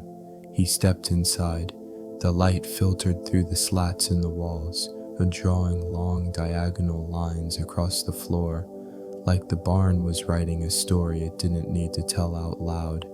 The ladder was still there, of course, leaning as it always had, stubbornly upright, like an old man refusing help. He stood at its base for a while, staring, remembering. He and Claire had stored everything up there in the old days. Bushels of apples, boxes of letters from her sister, jars wrapped in cloth for safekeeping, and later Peter's outgrown clothes, a rocking horse with one ear chewed by time, a small bicycle with a rusted bell. Ellis placed a hand on the ladder. It felt dry, but steady. He put his foot on the first rung, testing his weight. It held. Slowly, carefully, he climbed, not far, just far enough to see. When he reached the top, he paused, letting his eyes adjust to the dimness. Dust hung in the air, moving in slow spirals, caught in thin beams of morning light. He didn't move forward, just stayed at the top of the ladder, one hand resting on the beam, the other still gripping the side. It was enough to be there. He looked across the loft. saw the same boxes, the same folded quilts, and something else. A jar, just one, sitting near the far wall, half full of buttons, Claire's button jar. He hadn't thought about it in years. She used to keep it on the kitchen shelf, adding to it whenever she found a stray, from a coat, a pillow, a dress long gone. It was her way of not letting things be entirely lost. "Every button belongs somewhere," she'd say, "even if we don't know where yet." He smiled at that, let the memory settle around him like the dust. He didn't climb further, didn't fetch the jar. He only looked. It was enough to know it was still there, waiting in its own way, keeping quiet company with the other forgotten things. After a long while, he descended, one careful rung at a time, his breath slow and easy. Back on the barn floor, he stood for a moment longer, let the silence of the place fold around him. The world outside had moved on. Leaves falling, birds calling to each other from the fence posts, but in the barn, time held a different shape. He stepped out into the light, closed the door behind him, and turned toward the house. The walk back was slow, not because of tiredness, but because he noticed things. The way the clover pushed up through the gravel, the path of ants carrying something unseen, the color of the clouds shifting just slightly at the edge of the sky. At the porch, he paused, brushed his boots on the mat, went inside. The kitchen was still warm from earlier. The tea kettle sat on the back burner, and beside it a single button, gray with a swirl of blue in the middle, rested where he must have set it days ago, forgotten. He picked it up, held it between his thumb and forefinger. It was heavier than it looked, cool, smooth. He didn't know what it came from, didn't matter. He set it gently in the bowl on the counter, where a few others had gathered over time. Not a jar, but close enough. Then he sat by the window, watched a few leaves drift down, and listened for the river. It couldn't be heard from here today. Too much wind, too much movement in the trees, but he knew it was still there, always there, like the jar in the loft, like the chair by the door, like Claire's voice in the back of his mind, reminding him to notice things before they're gone. He stayed at the window a long time, let the tea cool, let the afternoon settle in, and in that stillness, he whispered quietly to no one at all. I remember, that afternoon the wind settled earlier than usual. It had been moving gently all day, brushing through the grass like a careful hand, lifting the edges of leaves, shifting the porch swing by half an inch and no more. But now, it had quieted, as if the world itself had decided to rest. Ellis noticed the stillness when he stepped out again, mug in hand, boots loosely tied, and the hem of his sweater catching light at the sleeve. The sun hung low in the sky, not yet touching the hills, but clearly on its way. Late autumn light was different. It didn't insist, it offered. And in that offering was a kind of quiet truth he had come to trust. He walked the path down to the river, the same one he had walked since boyhood, though now he took it slower. Not just because of age, but because he knew how much could be missed if you walked too quickly. The fence along the garden had a spot where the wire curled away, and through it a rabbit had made a neat little track. Ellis smiled as he passed. A small world within a world, carried on without fuss. The leaves underfoot were thick now, softening the sound of each step. They gave off a smell he could never describe. Part earth, part memory, part something older than language. He reached the bend in the path where the trees parted slightly, and from there he could see the river again. It curved like a question, glinting with the last of the day's gold, moving slow but sure, as if it, too, had no need to hurry. Ellis walked down to the flat rock he favored, the one just above the waterline, wide enough for sitting, smooth from decades of use. He lowered himself gently, letting out a small breath as he did, not from pain exactly, but from the small weight of time. The river moved in front of him, not speaking, but present.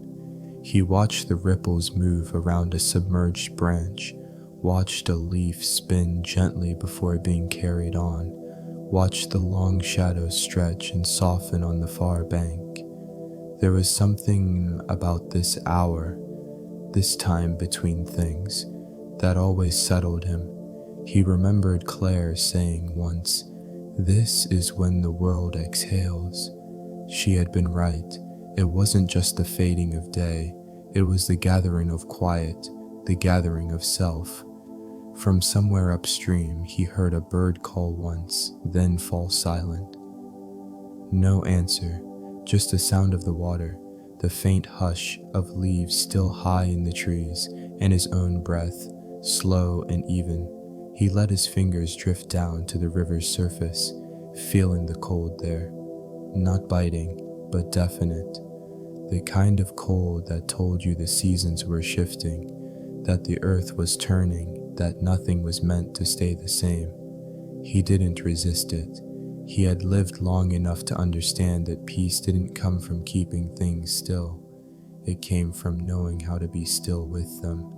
A twig floated past, small, unremarkable, but it caught a glint of light in just the right way, and for a moment, it looked like gold. Ellis followed it with his eyes until it slipped around the bend, out of sight but not forgotten. He sat there a long while, letting the sun lower itself without ceremony, letting the shadows lengthen, letting the cool of evening draw around him like a shawl. Eventually, he stood, careful, unhurried. He looked at the river one more time, as he always did, as if to say, "Thank you," though no words passed his lips. Then he turned toward the path home, his body warmed by the last light, his heart wrapped in something he couldn't quite name, but trusted just the same. As he walked, the trees around him glowed, their trunks dark against the amber, their leaves trembling slightly in a breeze that had returned only to say goodbye. Back at the house, the porch lamp flickered on by itself, soft and steady.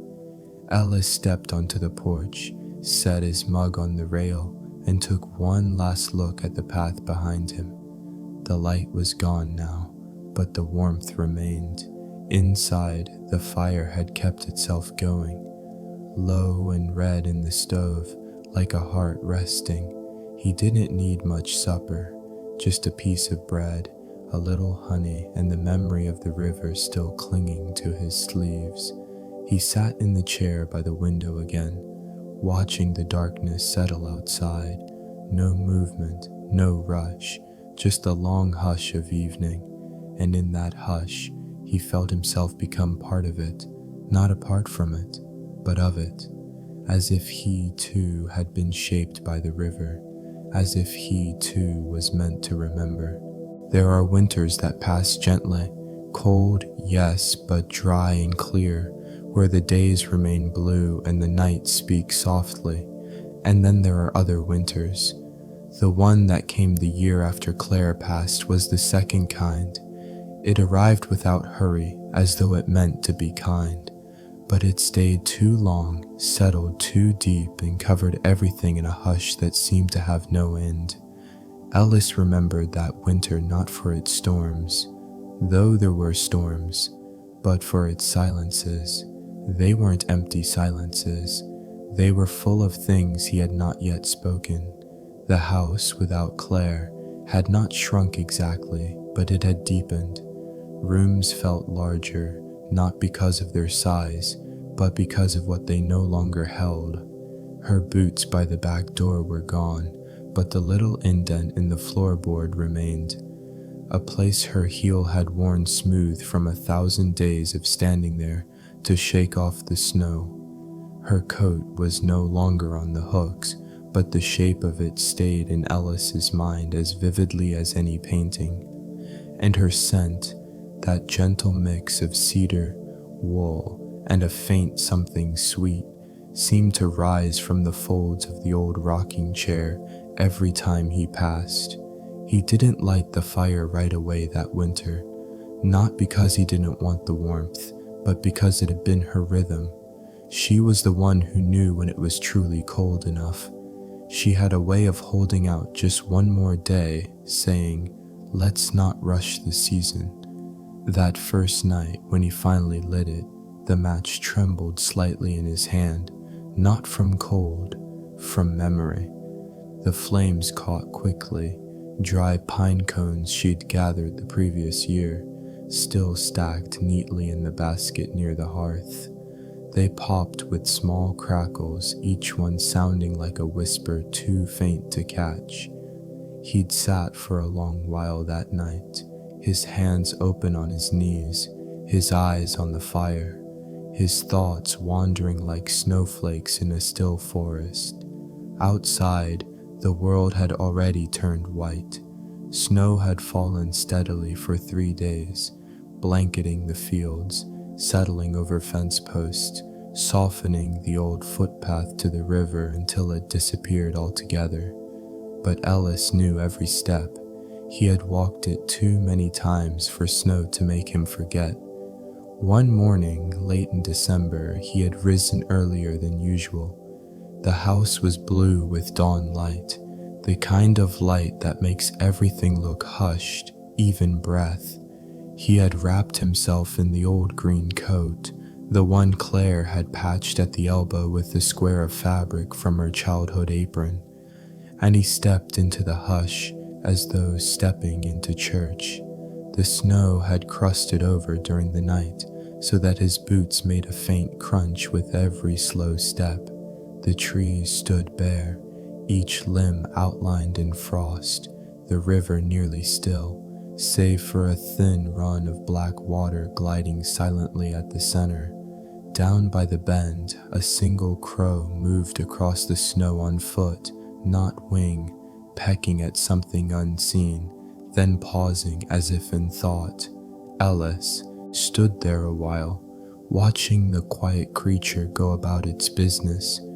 Then he moved to the flat stone, the one he'd sat on with Claire the last fall they had together, and cleared it gently with his glove. He sat. The cold went straight through him, but he didn't mind. There was something right about it, something honest. He looked out across the water where the mist hovered low, just above the surface, like breath held still. It reminded him of the way Claire would sit at the window on mornings like this, her tea cupped in both hands, her silence not empty, but full. She never filled the quiet with words unless they were needed, and now neither did he. That morning he didn't think of sorrow. He thought of her hands in the dough, the way she'd hum an old hymn while kneading, the way she'd laugh at birds slipping across the icy railing, the way her presence never asked to be noticed but always was. The snow began again as he sat there, soft flakes, light as breath, drifting down through the bare branches and disappearing into the current with barely a sound. He reached down, cupped a handful, and let it melt slowly through his fingers. And in that quiet melt, he felt something he hadn't felt in weeks. Not happiness, not exactly, but something steady, like a hand on the shoulder, like a candle lit in another room. That winter stayed long. It filled the days with stillness and the nights with the kind of cold that makes the stars seem closer. But it also gave him room to listen, to breathe, to begin again, not by forgetting, but by remembering gently. And in the remembering, he was not alone. He never would be. There are corners in old houses that seem to breathe differently, as though they have learned the art of holding memory in their dust. In the back bedroom, where the wallpaper curled just slightly at the edges from decades of sun, there stood a small pine dresser, scuffed at the legs, its brass knobs dulled to the color of fog. Ellis had passed it 100 times since Claire left, and each time he let his hand brush over the top, but never opened it. He wasn't avoiding it exactly, nor was he holding out for some momentous day. He simply wasn't ready, and the drawer, patient as the river, had made no demands. But on a quiet afternoon in January, while the fire murmured behind its grate and the snow blew sideways past the window, Ellis found himself walking into the room without quite knowing why. He sat on the edge of the bed, Claire's quilting pillow still nestled there, and rested his hands on his knees for a long moment before turning to the dresser. The top drawer creaked gently as he pulled it open, the scent of lavender rising like the echo of a hymn long forgotten. Inside, folded with her usual care, were handkerchiefs, soft cotton ones edged in lace or hemmed by hand. Some still held the faintest trace of starch and sun, others, the shape of fingers that had folded them more times than one could count. Among them was a small notebook, bound in green cloth, the edges frayed, its spine mended with twine. He opened it slowly, expecting lists, perhaps, or notes about the garden, but it wasn't that. Inside were short entries, not quite journal, not quite poem, just little thoughts Claire had tucked away like seeds.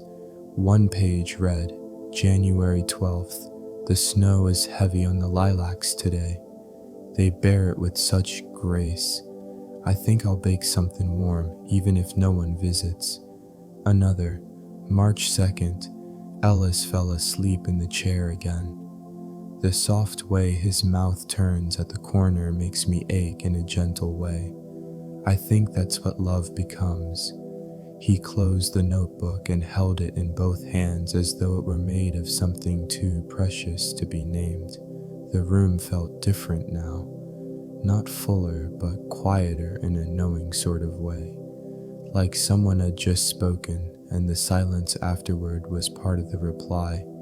He didn't cry. There had been tears, of course, but now they didn't come as much as settle, like silt in the bend of a river after the current eases.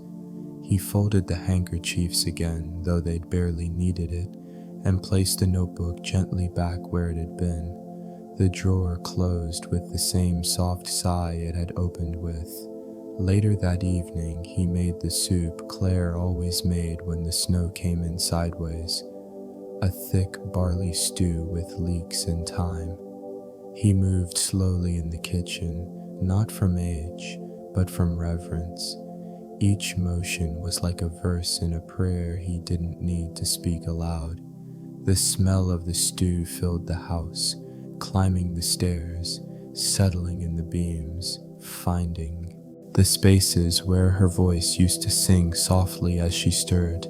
He lit a candle on the table, one of hers poured in an old jelly jar, and sat down with a single bowl. Outside, the wind softened and flakes fell slower, gathering in the corners of windowsills like down feathers from an unseen bird.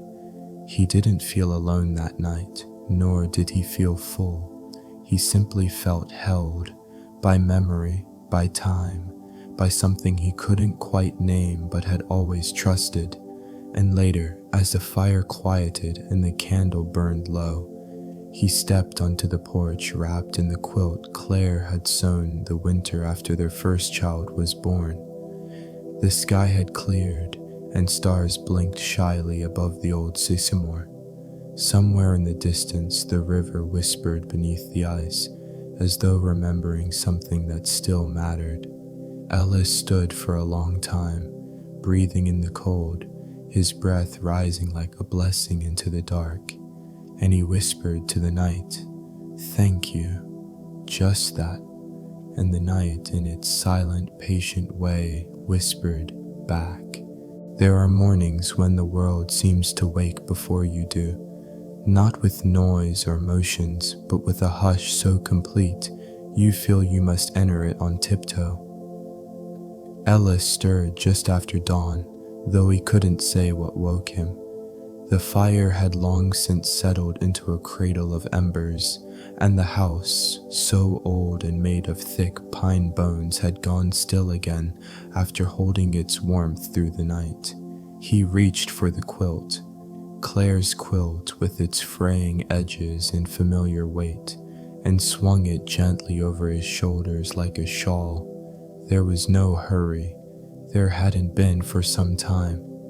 As he moved toward the porch, his slippers soft against the wood, a pale light spilled in through the small glass window on the front door, the kind of light only snow could make.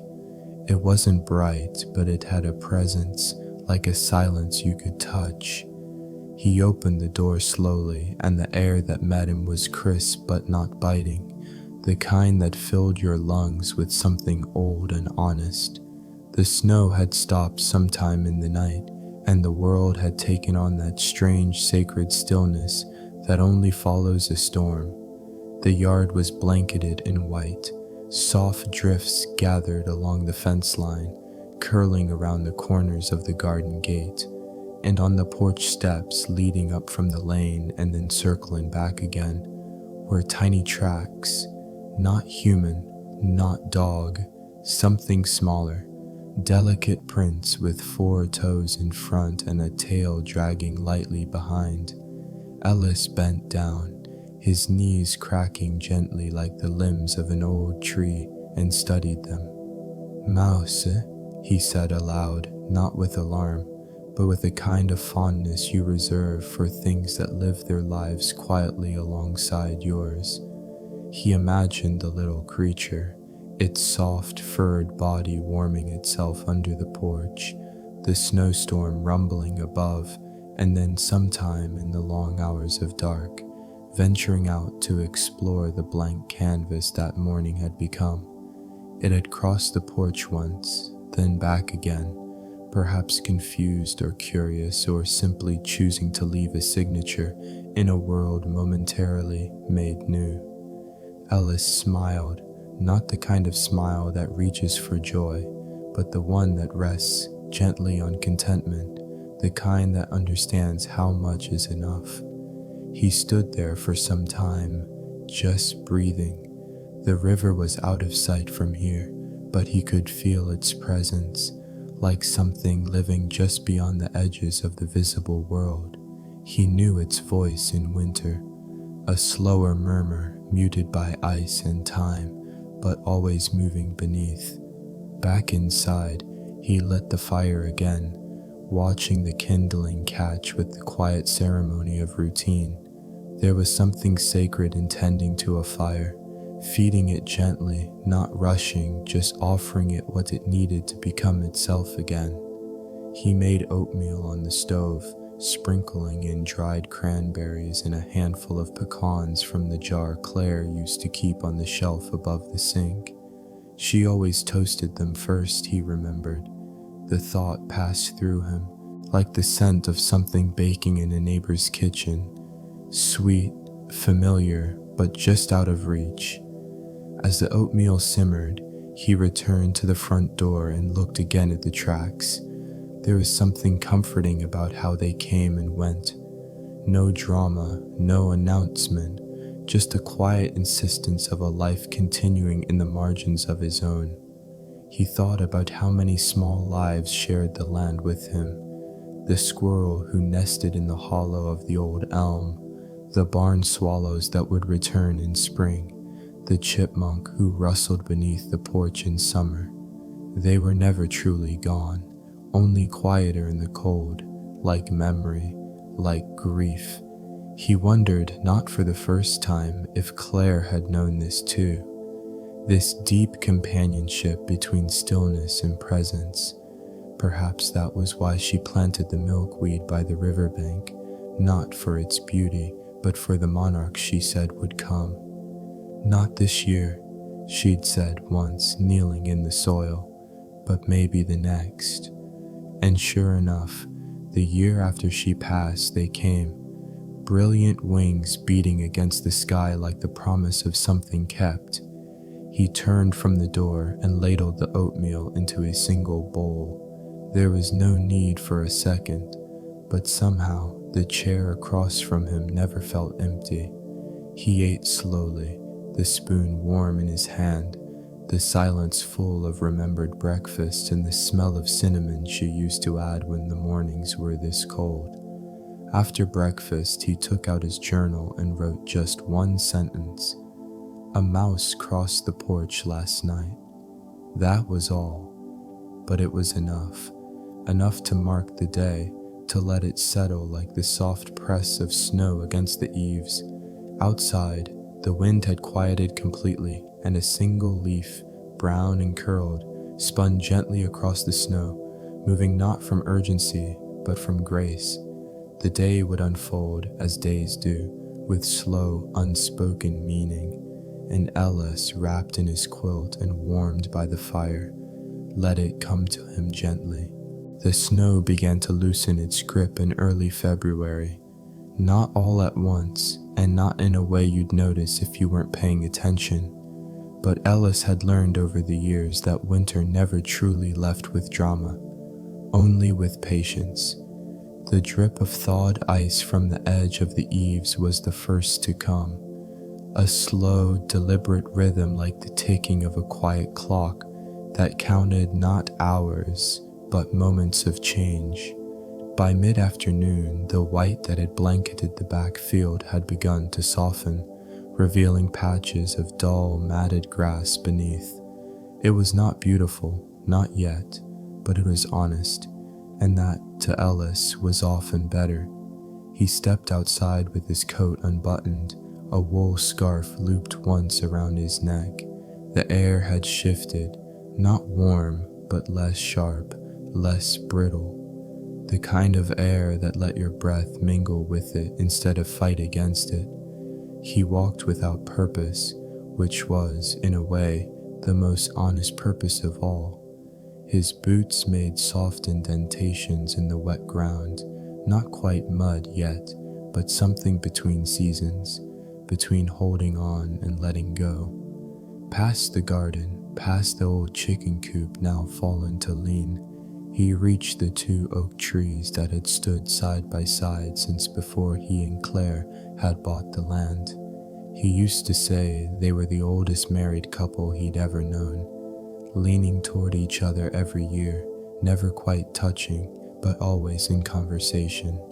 Between them, just where the branches opened enough to let the light fall in, hung the swing. It was simple, a thick board, weather-worn, its edges rounded by decades of use. 2 lengths of rope, frayed near the knots, still held it up with the quiet loyalty of things made to last. Ellis hadn't noticed it in weeks. The snow had obscured it, and he hadn't come this far back since late fall. But now, as the sun angled low through the trees, the swing moved slightly in the windless air. He stood still, not startled, just aware. It moved again, a slow, easy sway as if someone had just left. He remembered when he first tied it up. His son, Matthew, barely 7, watching with the uncontained urgency only children have when waiting for flight. Claire had brought out lemonade that day, and the afternoon had stretched long and golden across the yard. Ellis had pushed the boy until his feet kicked at the sky, and his laughter echoed across the field like a bell rung from the heart. Later, when Matthew was grown and visits became fewer, the swing remained, a quiet keeper of summer winds and small joys. Claire had once used it herself, not for swinging, but as a seed to shell peas in the early dusk, her apron spread over her lap, the bowl balanced on her knees. She would hum there sometimes, barely louder than the breeze, as if the swing itself held the tune. Ellis stepped closer now, his boots careful in the softening ground, and placed a hand on the rope.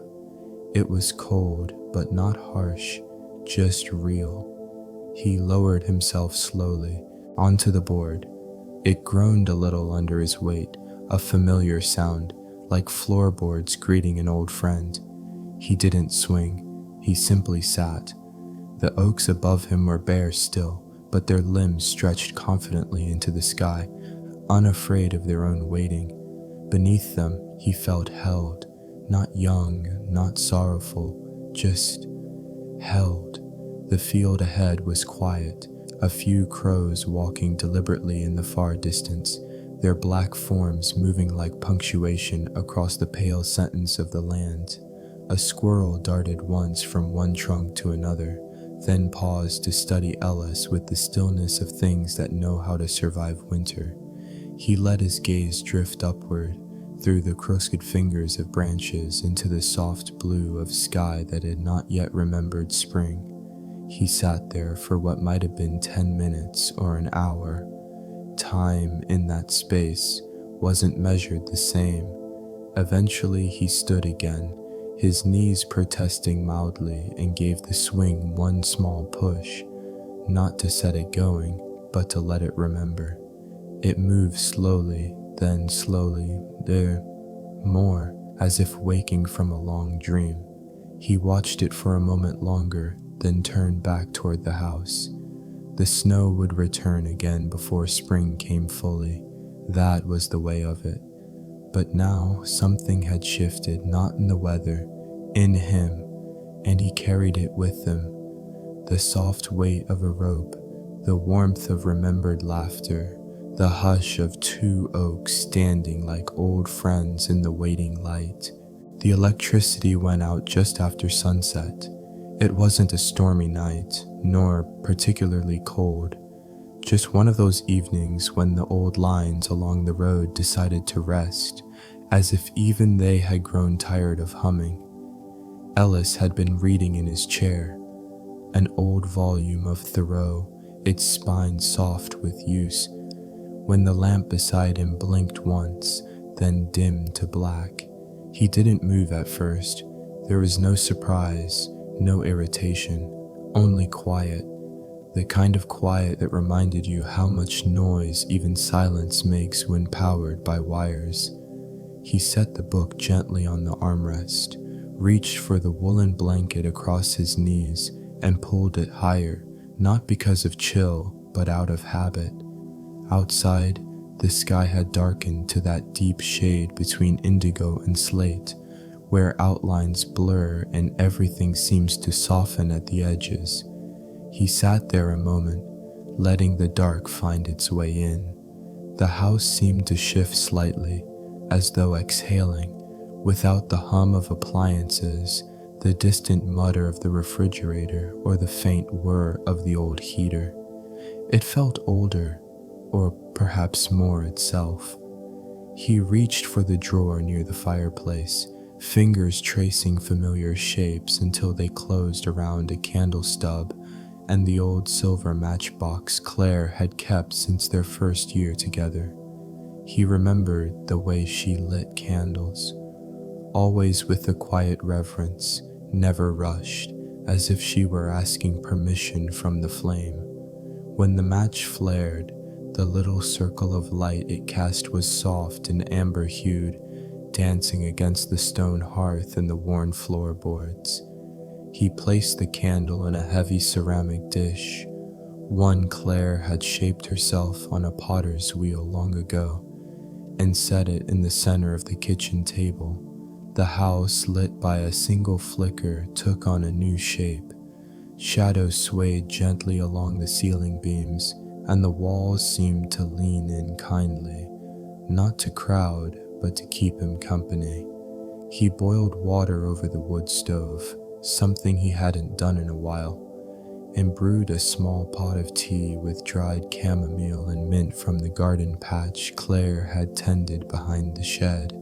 As the steam curled upward, he breathed it in, feeling something deep in his chest release. Not grief, not memory, just space. He sat at the table, cupping the warm mug in both hands, and let the quiet continue. Somewhere outside, a soft wind moved through the bare trees, brushing their limbs together like old friends telling stories too quietly to disturb the night. Further still, a barred owl called once, then again, its voice deep and round, carried across the field like a question with no urgency for an answer. Ellis listened, not just to the owl, but to the other sounds he hadn't realized he'd missed. The creak of a beam above the stove, the gentle ticking of cooling metal, the whisper of his own breath coming and going without needing to explain itself.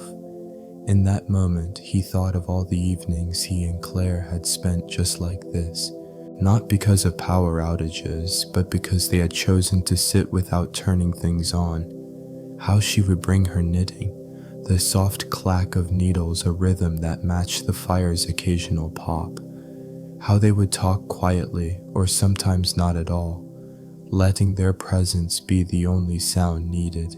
He remembered one winter in particular, early in their marriage, when a snowstorm had knocked out the power for 3 days.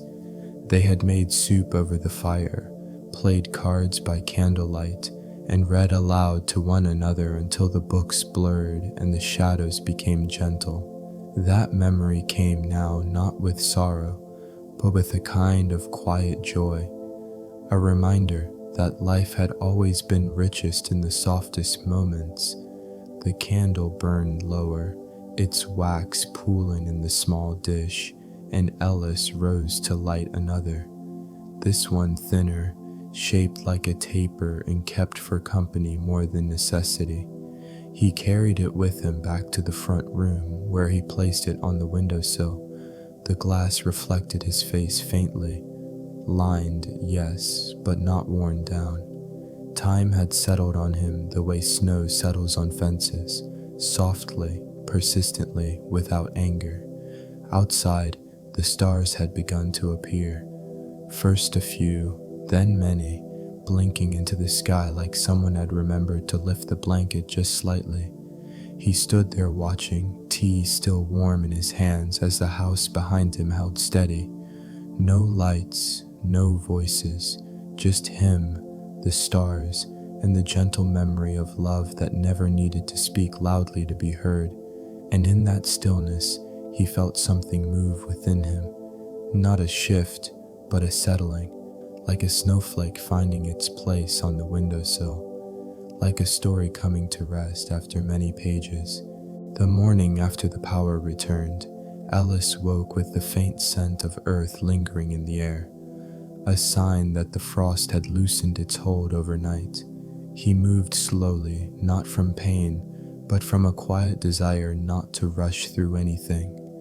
These were the mornings he cherished most, when the sky outside was soft with mist and the world hadn't quite remembered to be busy yet.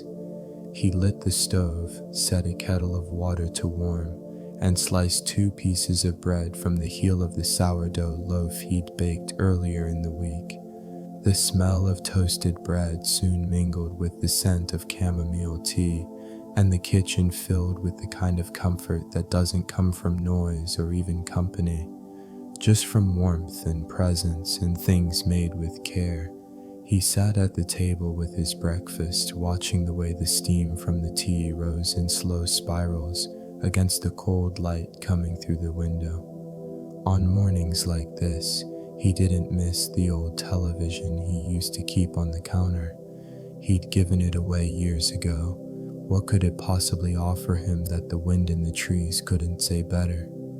After eating, he opened the cupboard above the coat rack, a small space that had always been a sort of in-between place in the house, too shallow for storage, too hidden for everyday use. It had once held winter scarves, a sewing kit, a few scattered photos that hadn't made it into albums, but now it was mostly forgotten until this morning. He reached in to retrieve an old wool scarf, the one with green and cream stripes Claire had knit for him in their second winter here. His fingers brushed against something softer, less finished. He pulled it out gently, a bundle of yarn and fabric, not folded but gathered loosely, like something left mid-thought. It took him a moment to understand what he was holding. The sweater, or almost sweater. He recognized the pattern immediately. A deep forest green with thin rows of chestnut brown running across the lower hem. Claire had started it the winter before she got sick. She had said she wanted to make him something not too perfect, just warm enough. He remembered her sitting by the fire, needles clicking quietly, pausing every now and then to run her fingers over the work, as if reading it. She never did finish it. By the time spring came, her hands had begun to tremble too much, and the yarn sat untouched in a basket near her chair until it tucked it away one morning and didn't think about it again. Until now. He held it in both hands, not with sadness, but with something gentler, like reverence. The stitches were neat, but not overly tidy, just like her. She had once said she liked it when her knitting had a little room to breathe, and this piece breathed. He carried it to the table, spread it out carefully, and sat down again. The unfinished sleeves curled slightly at the edges, and the needle, still threaded, rested like a bookmark in a story, paused but never forgotten. He sat for a long while, not moving, just tracing the yarn with his eyes, watching how the sunlight caught on the soft fibers and made them glow. It felt less like a thing and more like a voice, a quiet one, but clear. He didn't know how to knit. Claire had offered to teach him once, but he'd laughed and said he'd rather chop wood than chase yarn. Now he wondered if he might learn, not to finish it necessarily, but to be near it, to understand in some small way what it meant to pull something through loop after loop, stitch after stitch, until it became something that could hold another. He reached for a pen and a small pad kept near the window and scribbled, "Look up how to finish a sleeve." He wasn't sure if he would, but he liked the way the words looked on the page. Outside, a few birds had returned, sparrows mostly, hopping from branch to branch in the pear tree beside the porch. They chirped not loudly, but steadily, as if rehearsing something they had waited all winter to remember. He set the sweater gently back into the cupboard, not tucked away, but near the edge where he could see it each morning. Then he opened the door, let the cool morning air in, and stood for a while on the steps, tea in hand, as the world breathed itself slowly back to life. The river, though not in view, whispered from behind the trees. Its voice hadn't changed, but Ellis felt it differently now. Something about unfinished things, he thought. They carry their own kind of wholeness, not because they are done, but because they were begun with love, and sometimes that is more than enough. It was a quiet Tuesday afternoon when Ellis found the tin box again. The sky outside was the soft gray of unpolished silver, and the wind brushed the trees gently as if testing their balance after winter. He hadn't been looking for it. He had opened the tall cupboard in the hallway, the one beside the old coat rack, intending only to straighten the shelves where the linens were kept, but as he shifted a stack of folded tea towels, his hand touched cool metal. A small flat tin, the size of an old recipe box, its surface mottled with age, the corners slightly dented. He paused, his fingers resting on it, and exhaled slowly. Not from surprise, but from recognition. He had forgotten it was there. or perhaps he had only chosen not to remember. He carried it to the kitchen table, set it down gently, and pulled out a chair. The house was still. No radio playing, no stove humming, only the ticking of the clock above the pantry and the low creak of the floorboards settling into their afternoon hush. He opened the lid. Inside were envelopes neatly bundled together with a length of faded blue yarn, the kind Claire had once used to tie up garden herbs for drying. There were maybe a dozen letters, each one in Claire's familiar hand. Looped, careful script that always tilted slightly to the right, like it leaned toward hope. They weren't addressed to anyone, no stamps, no dates on the outside, just folded paper, quietly waiting. He untied the bundle. The first page began simply, "Tuesday morning, wind from the south. You went to town for nails and flour. The dog watched you leave and then laid down with a sigh I could feel in my own chest." He smiled softly. Claire had kept a habit of writing not for anyone in particular, but as a way to speak to the stillness. Sometimes she'd write things down just to see how they felt outside her head. He had found bits of her thoughts tucked in cookbooks, slipped between the pages of novels, scribbled on the backs of receipts. But he'd forgotten about these. Letters never mailed, but full of a kind of loving attention that felt more permanent than postage. He read on. "I made soup today, though I didn't really need to. I just wanted the smell to fill the house. Something with thyme and bay leaf, something that makes even the silence taste like it belongs." Another. "I saw a fox in the back pasture this morning. Small, with a bit of white on its paw. It stopped and looked at me like it knew something about me I hadn't remembered yet."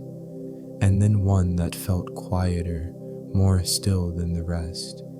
"Sometimes I think I write these so that if I ever forget the sound of the river, or how the light falls across the floor in October, I can come back to these pages and find myself again." He folded the letter gently, set it beside the others, and closed his eyes. The house, even in its emptiness, felt full again, not with noise, not with movement, but with presence. He read 3 more, each one a small window into the ordinary days that had built their life together. Not one of them mentioned grand events or moments of particular drama. Instead, a description of the frost on the barn roof, the way the dog barked only once at passing crows, a note about how she liked the quiet hum of the bread rising in the warm kitchen. It struck him then, as it often had lately, how fully she had lived inside the smallest things, and how, in doing so, she had left behind a kind of map for how to keep going. Not forward, necessarily, but inward, deeper. He reached the last letter in the stack. It wasn't finished. The sentence broke off mid-thought, as if the day had called her away. "You were mending the fence when I wrote this, and the sound of your hammer made the birds fly up all at once, like..." "That was it? Like what?" He smiled. He could almost hear her voice filling in the rest, but left it unsaid. He placed the bundle back in the box, retied the yarn, and closed the lid with care. He didn't need to read them all again right away. Some things were best returned to slowly, like walking familiar paths with your hand brushing the tall grass, just to feel it move. He set the tin box on the windowsill just beside the candle holder Claire had made, not tucked away this time, but in the light where it belonged.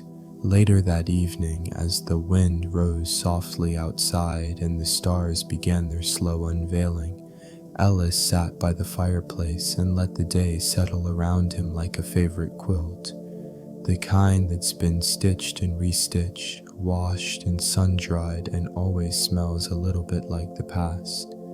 He didn't feel lonely, not tonight. because sometimes when the house grows quiet and the tea grows cold, and a letter long forgotten finds its way home, you remember that love never leaves in full. It lingers, folded into corners, tied in blue yarn, written in a hand that still knows how to find you in the quiet. The sun had begun its slow descent behind the distant ridge, casting a warm amber light that settled across the tops of the sycamore trees like a quiet blessing. Ellis stepped out onto the porch, the old screen door groaning slightly behind him, and paused for a moment to breathe in the early evening air. It carried with it the scent of dry leaves, wood smoke from a far-off chimney, and the faintest memory of river water, that cool, earthy fragrance he had known all his life but could never quite describe. He made his way down the familiar path toward the river, his boots soft against the worn trail, where roots knuckled up through the soil like the backs of tired hands. Birdsong had quieted for the day, leaving only the occasional rustle of a squirrel in the underbrush or the far-off tapping of a woodpecker somewhere across the hollow. Everything else was still.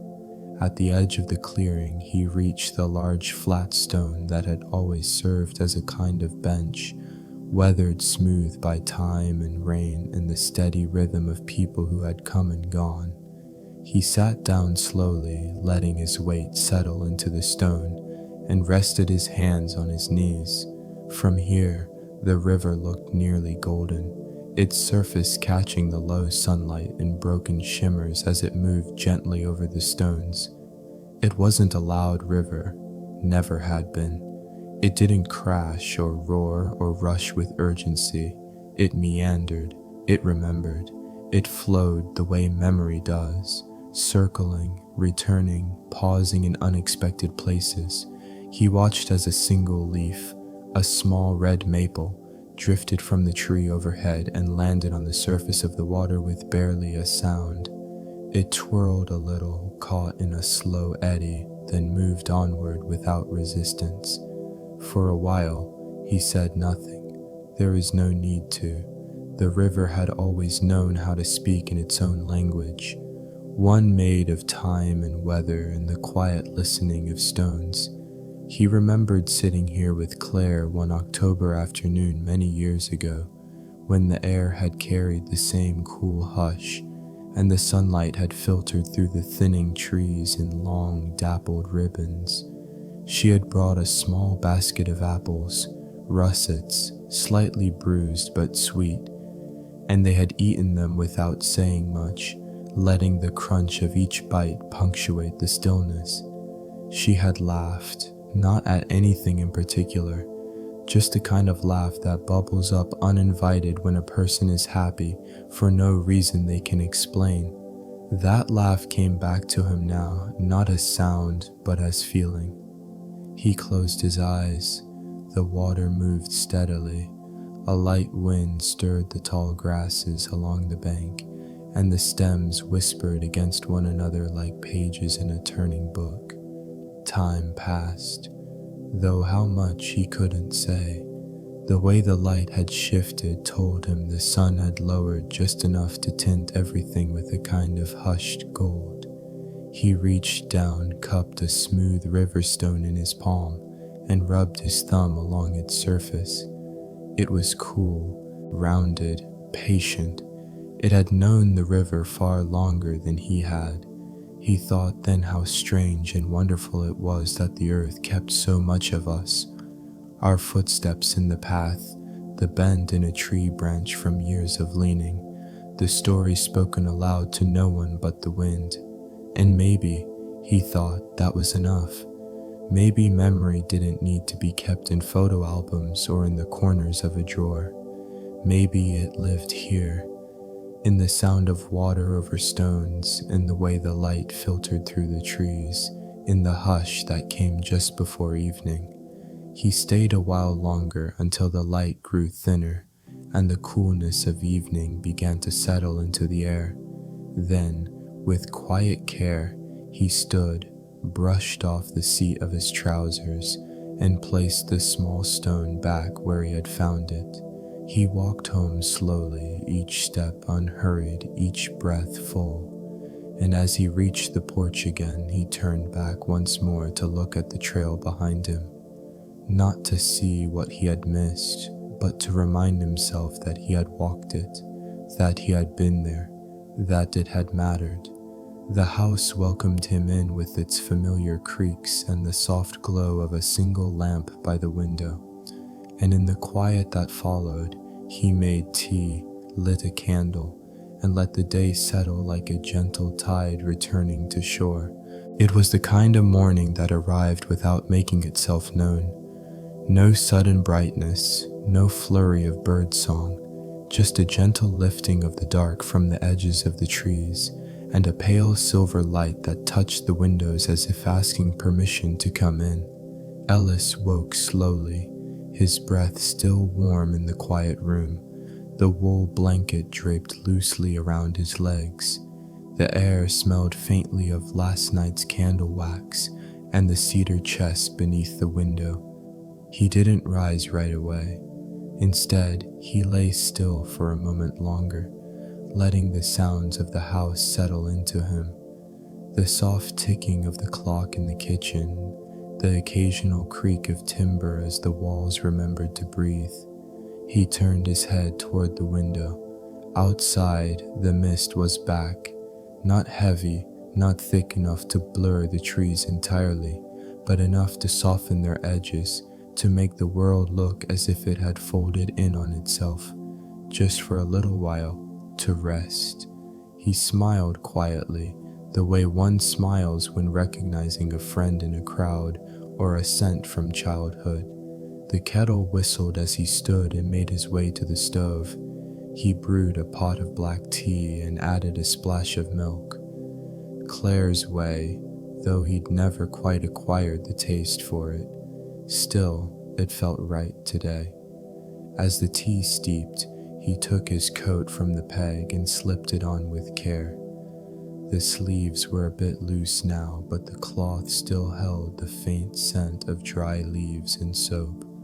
On the porch, the wooden boards felt cool underfoot, and the air was damp and still, as if the world had paused to let something sacred pass by.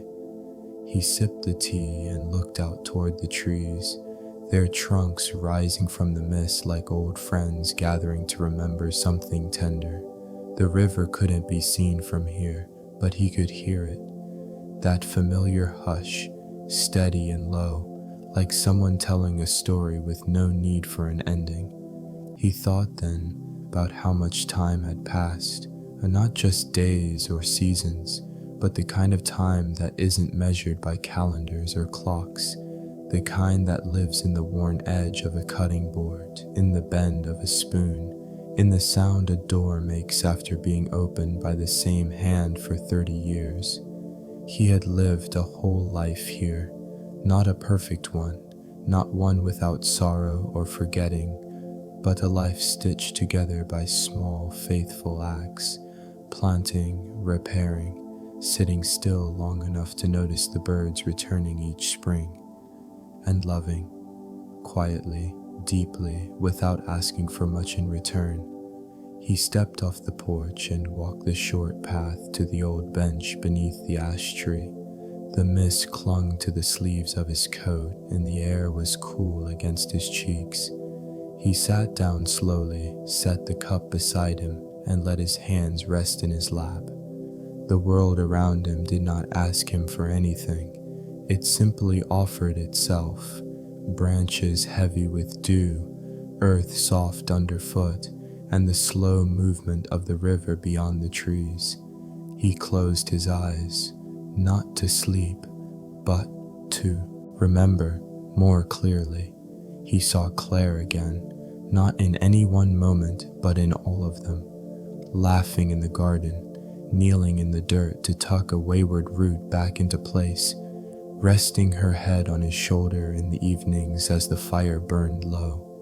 He heard her voice in the wind through the tall grass, in the hush between birdsong, in the slow sigh of the house at night, and he felt no ache, only fullness, as if everything they had lived was still here, carried in the folds of the land, held in the memory of stones, echoed in the path his feet still knew without needing to look.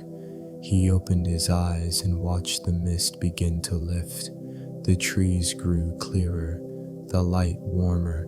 A bluebird alighted on the fence post nearby, its feathers a bright punctuation in the morning gray. Ellis smiled. He picked up the cup, now lukewarm, and drank the rest of the tea. Then he stood, brushed the moisture from his coat, and turned back toward the house. The day would unfold as it always had, slowly, gently, without demand, and he would meet it not with urgency, but with the kind of welcome that comes from knowing you've already arrived. And so, as the river continues its gentle path beneath the stars, may your heart find stillness in the quiet it leaves behind. The day is done, you've carried enough. Now it's time to rest, wherever you are. In a quiet room, under soft blankets with the hum of night all around. I hope you feel safe, held, at peace. If this story brought you comfort or stirred something soft within you, I'd love to hear. And if there's a memory, a place, or a feeling you'd like me to return to next, tell me gently in the comments below. What story would you like me to tell next time? Sleep well, dear one, until we meet again.